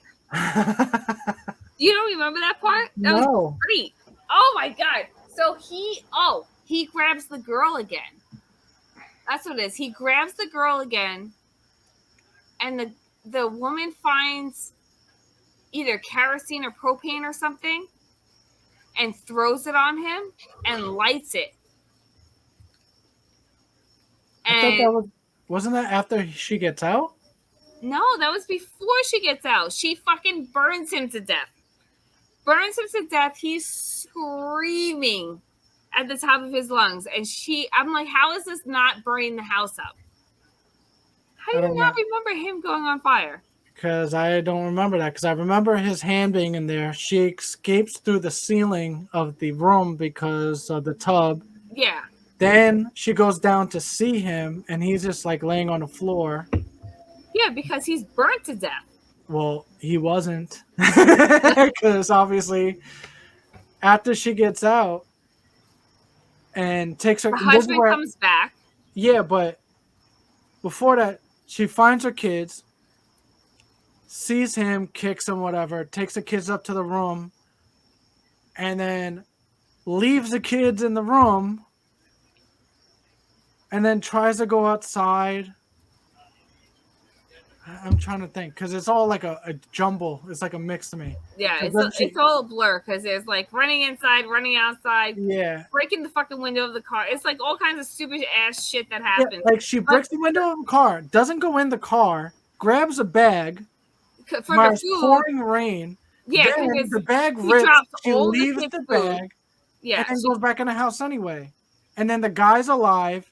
takes the infant, holds it Oh, by right. knife, like I'm gonna Right. fucking kill this little infant kid, Yeah. while the daughter's there crying. The husband comes back home, tells him, "Hey, don't like get off my kid or whatever." Doesn't listen. She Shoots up in shoots. Yeah. the sky. Then the guy lets the baby go, and then he And tells then the he girl kills like, the "Hey, guy. take the kids and go." And then pop, pop. Then they act like nothing happened. They go in the kitchen. He makes them food. She tries to mix his food with more of the drugs Well, for an because he OD. wants her to do. He's like, we can be junkies together again. Yes, yes, like a big happy family. But Yeah, this like is a why, big like, happy junkie family. so she mixes whatever jam, the apple jam, whatever, with some of the drugs. Tries to poison him with like OD. It takes a He's long starting to time. do the drugs and stuff like that. Tries to get her to do it. She's like, "Ah, not right now." And then he was just like, I think he does it first, Yeah. and she's just like, wait a minute, and then he starts feeling a certain way, like, oh, what the fuck, what the hell's going on? And this is why I'm saying like this stupid movie, because she's trying to do this all sneakily, like, or he's gonna OD, pass out. I got my kids and go. It's like, oh yeah, I poisoned your food, and he's like, what? I'm gonna kill you, and because he's not ODing at the second, he just feels a little weird, and then she's like, yeah, I put a lot of whatever, and then all that. So now she has to fight him with a gun, like he has a gun, she's trying to fight him, and then how does she kill him? Does she take the gun from him and shoot him? I I don't think remember. eventually he just ODs. I don't know. It's Yeah, so dumb. it's dumb, and then she doesn't leave with the kids. I think everything is settled, and then now it's a big happy family just with her and the two kids. And Yeah, she's and now all of a sudden the rotten orchard is no longer rotten, and she's yeah, living happily ever after. yeah. No cops, no investigation, nothing. From I that's why I told you when I first watched this movie, I could not. I gave up, but when you told me like, no, I keep watching, I was like, fuck.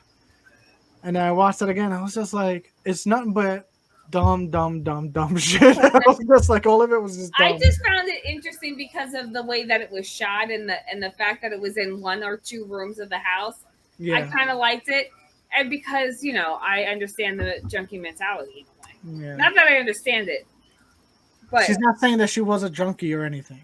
no. People listening. I'm just saying, like I recognized what it was that she was. Yes. So anyway, yes, I'd give that movie a 2. yes. Give it an 8. Just to be an Just 'cause asshole. you didn't see it. Oh shit. And that bothers me that I can't remember the part where they lit her. She lit him on fire. She really did light him on fire. That was unexpected. But she did light him on fire, and I can't remember the circumstances of to why she lit him on fire or how she lit him on fire. But do you remember the scene too when she's like telling the girl, "I need a screwdriver. Go find me a screwdriver." And then she brings all this other stuff. Yeah, or I need something hard so I can get out of here. She brings like all kinds of weird, random things. I'm like, this little girl's retarded. I'm like, why is she like first? And the mother was getting all frustrated, like, I can't break the door open with this. Like, come on, like, don't be a fucking idiot. Come on. It's like, I'm sorry I wasn't there for you as a mother and taught you what hard things were. It's just bad. I've been trying to look for a good horror movie, and I've been even trying to. American Horror Stories is doing a Bloody Mary episode. I'm gonna try that out. Yeah, they did a Dollhouse episode that I thought would be promising. Yeah, October. Me and you got to talk about October and what we have to do. October? Yeah, we should do it like. Yeah, we have to do something different, special. Yeah, something more spooky. I got cool October shirts. Oh, I really did though. I went to Spencer's today and they had some cool ones. I got a yeah, I Predator probably should. joint. I got Oh, one with that like was pretty Cthulhu. cool. I saw the one Yeah, in the Predator one. That was pretty cool. yeah. Yeah, I got another one. I forgot what the other one I got. Oh, yeah. I got the Halloween Michael Myers one. He went splurging today. He was like, "I'm buying something for me for my birthday." Even Yeah, though I he's needed to 26. update my graphic tees. I retired some. I needed to I get some new retired ones. some. I Yeah, know sometimes you just gotta get rid of some of your old shit. You gotta yeah, purge. You gotta binge and purge, man. Yeah. basically. All right, so let's go into our final talking thing, which would be She-Hulk episode 2. Martha didn't see anything, um, but they're quick episodes. Yeah, it's only like 30 minutes. And yeah, so just a very quick recap. The first episode's like a very quick origin story, and you'll understand. Like you'll be surprised. I was surprised how quick it was. Like it was just like a. It wasn't like a dragging on. It's funny So because I felt like this episode went by quick. so yeah, I think so. I thought the Yeah, same thing. Um, basically, She Hulk is the cousin of the Hulk, and she's actually a lawyer like Deadpool. I mean Deadpool, Daredevil, and her character in the comic books is what they're doing in the show. She's breaking the fourth wall, so she's talking to you like Deadpool would do it, and she's making her little jokes and shit like that. Um, and the only thing is, even though they do it in the comic books, because it's like woman power, so it's really, especially in this episode, I felt like, all right, you're doing a lot of the men suck and women are great. Okay, I get it, but it was just like there's a lot of that, but that's how her character is in the comic book, sort of, kind of, anyway. So I was like, I get what they're doing, whatever. But first episode, quick, good origin story. The fight scene at the end was ridiculous. We talked about it last time. This episode, because she's a lawyer and she didn't want anybody to know that she's a Hulk. But at the end, she was in the courtroom, and then one of the villains came in and busted stuff up, and she tried. Her friend was trying to tell her like, you got to Hulk out so you could save these people. So she did, and now she got fired in this episode because she's a superhero, and there's too much like drama within the court case. She technically won that court case in episode 1, and I think rebut it because whatever reason. So she got fired. So in this episode, the guy that she was going against in the courtroom hired her and said, "Hey, we're making a superhero division, like a superhuman division, where we're going to this, I guess, lawyer's office is going to represent superhumans." She was like, "All right." So she accepted the job. But the guy is like, you always have to be She-Hulk though. Like we don't want regular you. We want She-Hulk you to represent us. So she didn't want to do it. She's like, oh, like she's trying to do the whole woman job thing where it's just like, oh, I have to do this to be successful, like that kind of thing. So all those little underlying, men are evil jabs is kind of annoying, but the show is kind of fast and good. Um, so she starts working at that company, and they're telling her that she has to represent Abominations in that Incredible Hulk movie, the villain. So they're saying, all right, we want to get him so he could be on probation. So you got to represent him. And she at first didn't want to do it because she's like, he was trying to kill my cousin, and you want me to represent him. But she talked to him, and he kind of made a good point of like, well, the government told me to do it and I was just being a good soldier. They made me into this creature, so why Not is my that my fault. fault? Yeah, Yeah. so it's just like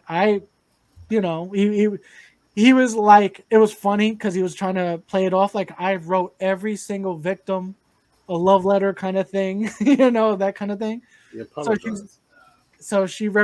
she started represent him, she agreed to it, and then find out like at the end of the show that she was cool with it after she agreed, but then found out that remember in Shang-Chi, that little when he's fighting Wong, that came out. So they're like, oh, so he escaped jail and blah blah blah. So that's like I guess the next episode where she has to figure out how to defend that. But in this episode, there's two big, I guess, well to me, kind of big Easter eggs. One of them in the first episode, there's a remember that in Thor Ragnarok, that planet he was on, the Hulk. Well, that one of those ships came and um, not did anything, but made them drive off the cliff, right? So that's how she became the She-Hulk. So I think they're setting up for a Planet Hulk movie because in this episode he's talking to her on the phone, but he's leaving in outer space. So he takes one of those ships and I guess he's going back to that planet to fuck people up. So I think they're planning on that as to be another Hulk movie. And then I don't know if you remember noticed this, Andrew, but there was a Wolverine Easter egg. They did a Wolverine and they did a the Eternal thing. Yeah. So let me just show this real quick, let me just share my screen so I can show Marissa. It happened quick. Oh, 1 second. It happened quick, but there's a scene in here where she's looking for a second job. And if you look at what's on her screen, it says close and bar. So that was a Wolverine Easter egg. And then this one I hear is from the Eternals. Why is a giant statue of a man sticking out of the ocean? Yeah. Now, what was there? Wasn't there also something with Captain America? Was that the first episode? That was the first episode. She was trying to figure out. She's trying to say that she felt bad because Captain America died a virgin, and then Hulk wasn't trying to give it away. I guess because he knows. And then at the end, there's always an end credit scene for the show so far. There is one this episode and last episode. Yeah. In the last episode, they were drinking, her and the Hulk, and the Hulk kind of said like, "All right, he had not an affair, but he had sex with a girl. I guess at the if you remember Captain America 1, that Tony Stark fair kind of thing. Yeah, he's like, yeah, he had an affair with a girl there." And then she was acting drunk, and then she was just like, "Yes, Captain America," and then she was trying to say "fucked," but they cut it off, because it's Disney. She's like, "Captain America, fuck," and then it cut off. I was just like, that was kind of a funny little. It was because it was funny on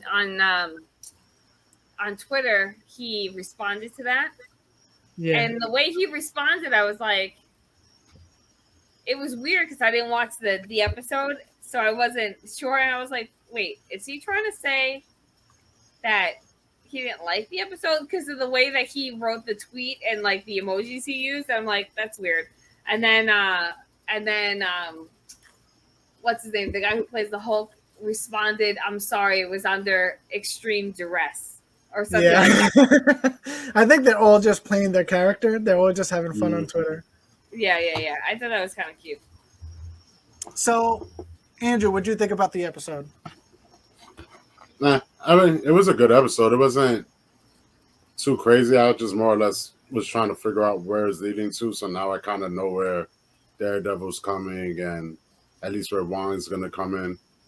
Like, that's what I was more or less looking at. The rest of it, like, I mean, it's not bad. I'm not saying it's bad. I think it's good. Yeah. But I'm looking for all the other shit. Like, I'm looking for other shit as I watch as well. Yeah. How was the actress playing the Hulk? Because she was in another show that I used to watch where she was like a clone. Mm-hmm. And she was really, really good. She played herself as a clone, like all these different clones. Yeah. I don't think she's bad. Like, I think the complaint that a lot of people have is the CGI, which in a way is like, it's kind of hard because it's her face as the CGI. And it's like, that's what I don't think people could process in their head. Is like, it's not like it's a fake face. Like, they're shooting her face in green and then everything else is fake. So it makes it look But weird. that's the same thing with Mark Ruffalo with the Hulk, though. It's But the it same grew thing. on us, and he grew a beard, and a beard says everything. So Yeah, you Nah, can't really but do that with the girl. You can't give her a beard. yeah, Yeah, no, that would not be good. like don't get me wrong, like the CGI grew on me as her as She-Hulk. Like it's a little weird sometimes, but it's not as bad as it was. Is it like when I that? It's first seen it. cartoony. Yes. Yeah, That's pretty much. but Yeah, the reason why I'm like kind of okay, because it's like, one, it's a TV show. It's not like a movie that they're putting millions of dollars in, right? Right. It's a TV show that they probably put hundreds of thousands in, but if you look at it, it's like, it's just something about her character. But I was thinking about it today, and I was like, you know what the thing is? Hulk has a lot of like facial muscle, like he has a lot of like physical Yeah. features. She's that soft. you- She's and more yeah, soft. she's more, like she's more feminine, soft, and then has the feminine, more yeah. muscular body. Yeah, So that's what makes it look fake, because it makes it really look like she's glowing kind of green, As like, opposed to being like that, like dirty kind of green. yeah. and So the thing is, like the girl that's playing her is a very pale, baby facious. Like she Yeah. looks like she she's old but young. Like it's Mhm. confusing Yeah. as hell. Yeah. Yeah, I know exactly what you mean. Yeah. So I think the show so far is good. It's very quick. Like I was telling him with the first episode, there, to me, it seemed very like the origin story of how she became Hulk was great. It was like boom, boom, boom, boom. Like right after that, Hulk is trying to teach her how to be a Hulk and figuring things out, and they have a small training scene kind of thing. And the episode was quick, and it was and I think they're all like half hour or something like that. maybe it's like 25 minutes Yeah. almost the way it feels like. Yeah, So it was very quick, and I think that's why I find it enjoyable. If they keep like emphasizing, like, I'll give you a line from a guy character in the show. He was mad at her for being She-Hulk, and he was like basically, you're cheating kind of thing, and like as a lawyer. And she was like, he was like, how did you become the Hulk anyway? And she was like, I'm not trying to get into that. And he's like, whatever. There's a girl over there. I'm gonna go talk to it. And it was just like, so you're purposely trying to make men seem like these egotistical. Even like when she was with the Hulk, like, I'm the better Hulk then? That's what you're trying to tell me? And he's kind of like, not saying it. And it was like, okay, like they're doing it. Since it's only 2 episodes, I'm not gonna be like they're doing it too much, but sometimes the way they do it is A like little too wokeness kind of thing. like, yeah, like I get it. She could be woman power. She could be like, yeah, I'm the She-Hulk. I'm strong. I'm But this. honestly, like That's the only thing they that don't really, have. Marvel doesn't really have that. They've done it subtly, like with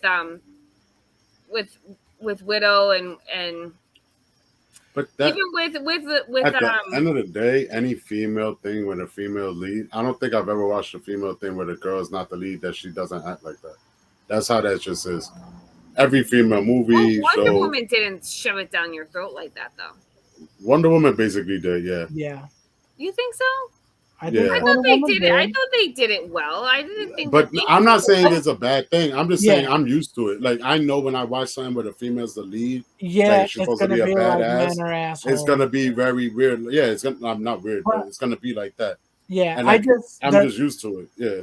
It's not, and it's not like that. I'm not, because I get it. I understand and what's going on, but in my head, it's just like, I don't give a shit if you do it a couple times, but if it's gonna be every fucking episode, if it's gonna be every other line, if there's a man in the scene where it's just like, oh, I'm better than you, or men are garbage, or men are just think with their dicks, or men, and it's like, okay, we get it, yes, all right, like, I want to watch a comic book show, like you're a fucking Hulk, do shit, like, you know what I'm saying? I want to find something fun, and that's why, like, and it sucks again. It's not a man a woman thing, but it's like Daredevil was badass. It was just like, yeah, we want to see Daredevil fuck people up. We want to see him in the courtroom. We want to see him fighting, using his powers, fucking people up, doing shit. It was like, Yeah, they weren't gonna do that right away with this. I don't even think this has that many episodes. I think it's only like 6. no, I think it's 8. No, Is it 8? it might be 8. I'm but not sure. I thought I I'm did. not expecting her to be, because she keeps emphasizing that she doesn't want to be a superhero and She's doesn't attorney at want to law. fight. But maybe this is just like one of those transition shows. You know what I mean? Yeah. Maybe it's one of those shows that, like, it's just to introduce certain things so that when they do other things in movies, it makes sense, or they can introduce certain people during the movies. They're doing a lot of TV shows that basically it's going to take a while to get to wherever they're trying to get to, especially because they're TV shows. Like, Yeah. we expected it like to be like the movies, and the movies, you got to remember where they're at. The shows, they're slowly going to get. It's like Moonlight. Moonlight was cool. But it's just what they did with WandaVision and but the that Doctor connected to the Strange movies, movie, because they needed to set up. They needed to set up why Wanda became what she became. Yeah. You know what I mean? Like, so I think they use the shows to kind of accelerate the stories that they don't have to explain during the movies. Yeah. I think that's why they're setting up the actual Hulk for his own movie finally. Thank God. Mm-hmm. But I don't, like I said, so far I like the show. I just think, like, I just noticed those little things because they irk me. Yeah. But like I said, I think they're doing a good job so far. If you watch the first episode and she fights Titania, we were talking about how corny it was because she does like the villain looked like a 70s prostitute, and then 2, she did some like flying. I don't know if they know how to do female bad guys yet. They really don't know how to do, because in the comics they're half naked. Like everybody, because even She-Hulk is half naked. No, but what I'm saying is it's hard to convert that to realism without sacrificing the character. No, like you can do a literal man's costume straight from comic book to real life, for the most part. For some guys, it's a little weird. For some guys, it's a little weird. Spandexy tights, like for the regular Joe, I get what you're saying, but I think spandexy tights. Who does not wear spandexy tights? I mean, Captain America wears spandexy tights. Ant-Man, Spider-Man. That's superhero. But the thing is, but what I'm saying is, like, female characters have their titties out. You know what I'm saying? But okay, but think of it the reverse, right? Because I agree with you. Now, comic books did the extreme, but in both sides, the whole tight spandexy thing for the men, where all man characters were super muscular, and they were super, but that's what it is. Now, when it comes to the females, yes, they were very sexualized but it was just like men were sexualized. It's just opposite for girls. Like, you want to, as a girl, don't you want to see the tight muscles? But there's a difference. You can't have, a guy could wear a skin tight outfit and be buff, or they could have fucking muscles sewn into their costumes and it still look realistic. Mm-hmm. You can't have a woman go from the comic book wearing stripes down her boobs. And you know what I mean? Like, it's just not physically. You can do it. Fake boobs and tape. Not jumping, running, and doing all the fucking things. No. You can stand there and look that way. And I'm pretty sure I could find someone that did something similar to that. I just had to look it up. You need to go to but they're not jumping around and being actiony and stuff. They're China did it. Posing. China did it. China used to jump around with them big old boobs and wrestle they were all the time. Fake. And they they're like fucking Nerf balls. Yeah. That's not how most actresses look. That's not what's going to happen. They need to put porn stars in that comic book. The only way that it would work. That would be hilarious. It would be horrible acting, but so they have to just make them stunt doubles. But they have to convert women's characters a little bit more than they have to do with the men's. The men's can come straight out the comic book. Women can't. They just can't. I get Because what it just you're doesn't. trying to say, but I'll give you this, right? I'm not a fan of the X-Men movies at all, but Olivia Munn, who was in the Yeah, X-Men Apocalypse movies, yeah, had to fight because she wanted to look like the Psylocke in the comic books because the Psylocke wore like a onesie. So yeah. She wore Okay, so a realistically, onesies a onesie. little bit different.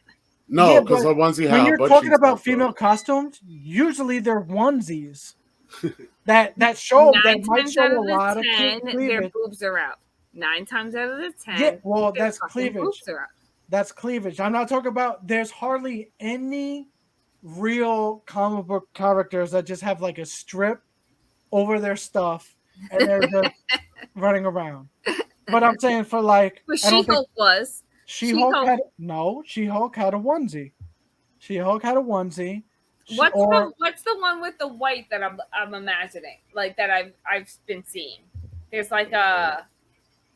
She almost looks like she's wearing like a ripped up Marilyn Monroe dress. That might have been a cover, but let me just Oh. see. I'm gonna try to do some research, but let me just go female. But you're just saying that you don't like how the villain looked. So show me what the villain looked like in the comic, and then versus what the villain looked like in the show. Well, see, this is the thing with that particular character. Yeah. It's something different. But hold on, let me just see if I can do it because obviously you see me twitching now because Yeah. You're trying to do my multiple things. CPU sucks. But let's go. Let's go something like this, right? Share screen, whatever. When was the last time you watched Alf? Did you say Alf? That's the second time I've heard Alf today. Alf's the GOAT.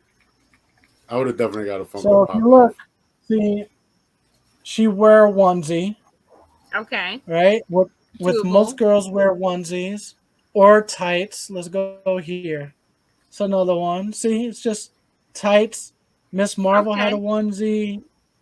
She had that's all just tights. That's one of her costumes. Tights. See, all these girls just have really just tights on So with show me Thinks the it- bad some guys. Show her cleavage. Japanese anime. Show her the Japanese anime No. girls. No. So show me the bad guy from the episode. Okay. Her character looked well. This is what she looked like in the show. Hold on. Okay. Come on. Yeah, hold on a second. It's just taking me forever. So, with the wig and the trench coat and the She fur looks like over something out her of Bollywood right stuff there. and the fur boots, Or like a novella. she looks like That looks like Peggy a Bundy. novella Definitely character. novella. Yeah. Definitely. She looks like Peggy Bundy. Now, let's see. Titania, Marvel. Oh, should have done the other one. Now, this is what she looks like in the comic books. Which I get you.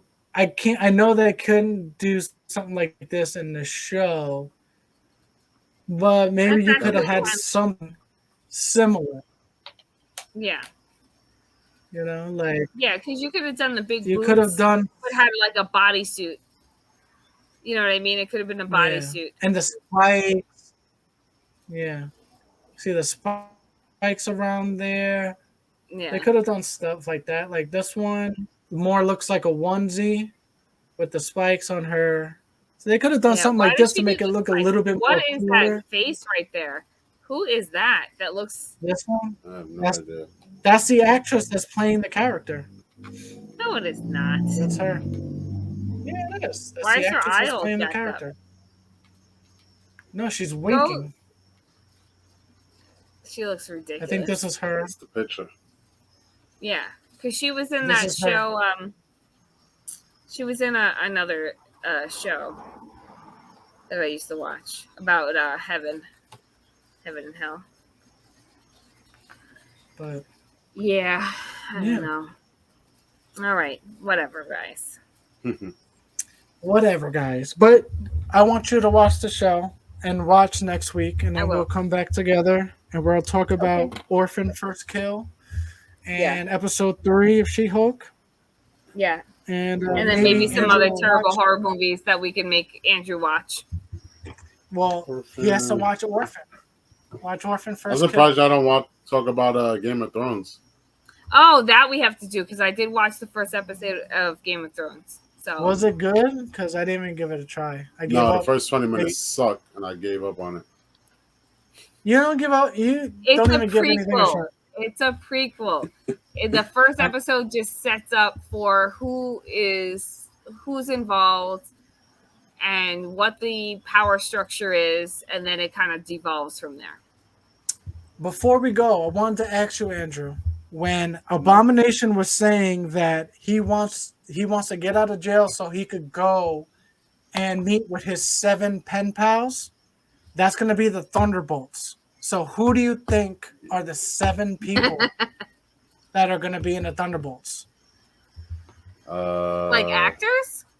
Yeah, well, the Thunderbolts clue. is a team of villains, but they try to do like superhero stuff, but they're villains still.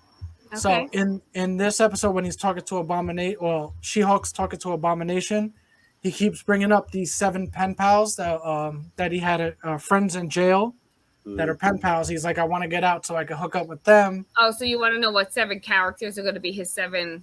Yeah. So I'm thinking it's going to be Zemo from Captain America Winter Soldier. At least Zemo, I see Red Hulk, and at least Deadpool. Those are the only 3 I could really think of. I don't. Oh, and maybe Taskmaster.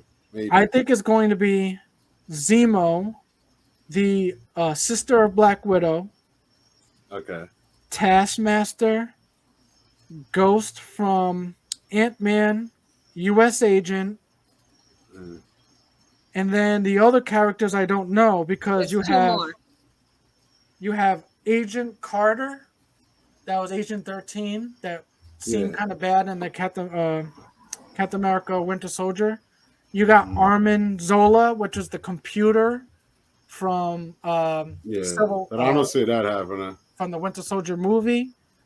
You got Leader, you got Titania, you got Mordo. Like, I'm trying to think of who is the 7 that's going to be in this little fucking It would be team. interesting if it was a brand new 7 that you haven't met yet. That would But they gave us already so many of them. You have to now give us more. I'm trying to think of the scene when Deadpool was in jail with the fat kid. Yeah. Who else was in that jail with them? Well, there was a deleted scene that Omega Red was in there, which is an X-Men villain, and he looked like him and everything. Like he had Omega in that face and the ponytail, but they cut that out. And then Juggernaut, obviously, Black Tom. He was just like, you're racist. That's still the funniest shit ever. I don't care what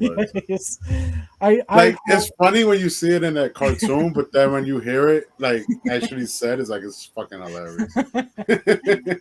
Oh, my God. Like, it's like I was telling this kid one day about, like, the episode of Dragon Ball Z Super, where from Goku Black, when they're like, don't shoot, this guy is not black. I was like, that is fucking hilarious. Like, it's like, it wasn't intended to be that way, but the way it breaks down in English from Japanese, it came out like that. That's so funny. It's fucking hilarious. Wow. Yeah, that's going to be another interesting thing. Did we even talk about the new movie? The Dragon Ball movie? Yeah, with Gohan. I felt like we did. I thought we did. We might have. I don't know. I have to watch it in English now, but yeah. Yeah, I keep seeing this thing, and I know Marissa's like, oh, enough of this now. But I keep seeing this like, oh, this is going to be the new lineup. Mm-hmm. So I saw this guy with the green hair. So I was like, who the fuck is that? I actually did research. So whatever happened in this last movie never happened in the manga. So, but it's still canon. I think the guy said it's canon to the anime, just not the manga. But the guy that they're bringing in is called Granola because everybody has a food thing. Yeah. Piccolo's a pickle, and Vegeta's like vegetables or whatever. And I forgot what his planet name was. His planet name was like a cereal, some shit. I think it was Planet Cereal. So he's That is the granola. most random shit ever. He lives on Planet Cereal, and the tie-in with that whole thing, I think this is the next arc. Goku's father Braddock went there, and I guess because he was working under Frieza at the time, Yeah. destroyed the planet, but saved him and his mother. But he was such a little kid that he didn't. He thought the Saiyans and Frieza killed his whole planet except for him, and I guess there was another Namek on there. So Granola and Namek grew up, and they have their own Dragon Ball. So it was only 2 balls. Funny. I just thought about that. It is. Yeah.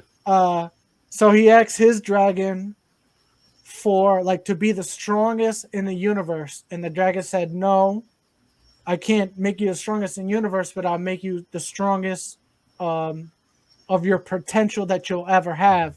But if I do that, I'm taking 100 years off your life." So that means he only has like 3 years left to live. So he's like, he did that because he wanted to fight Frieza and shit. And then the people that are running his planet kind of said that Vegeta's still alive. So he was like, oh, really? So he wants to fight them. So he ends up fighting Vegeta and Goku and all that shit. And he's really strong, but I think he's going to team up with them afterwards. And I think on the picture I saw was Oob too. So I don't know if Oob was in the anime. Yeah. But I don't know. See what happens because you never know what these people. Yeah. That's it. Online come up with man shit. Yeah, they do, but sometimes it's interesting. Yeah. All right, people. So next week we're gonna be with episode 3 of She-Hulk. We're gonna talk about Orphan First Kill, maybe something else if anything else comes up. Orphan. And I'm gonna try to watch the Orphan. I'll see if I can squeeze it in. yeah, you're gonna do it. You're gonna do it. But yeah, like, follow, subscribe, tell people about us. We're trying to get rich. We've been doing this for like a couple years now. I want a real Crash Bandicoot. All right, people. Have a good one. All right. Good night. Peace.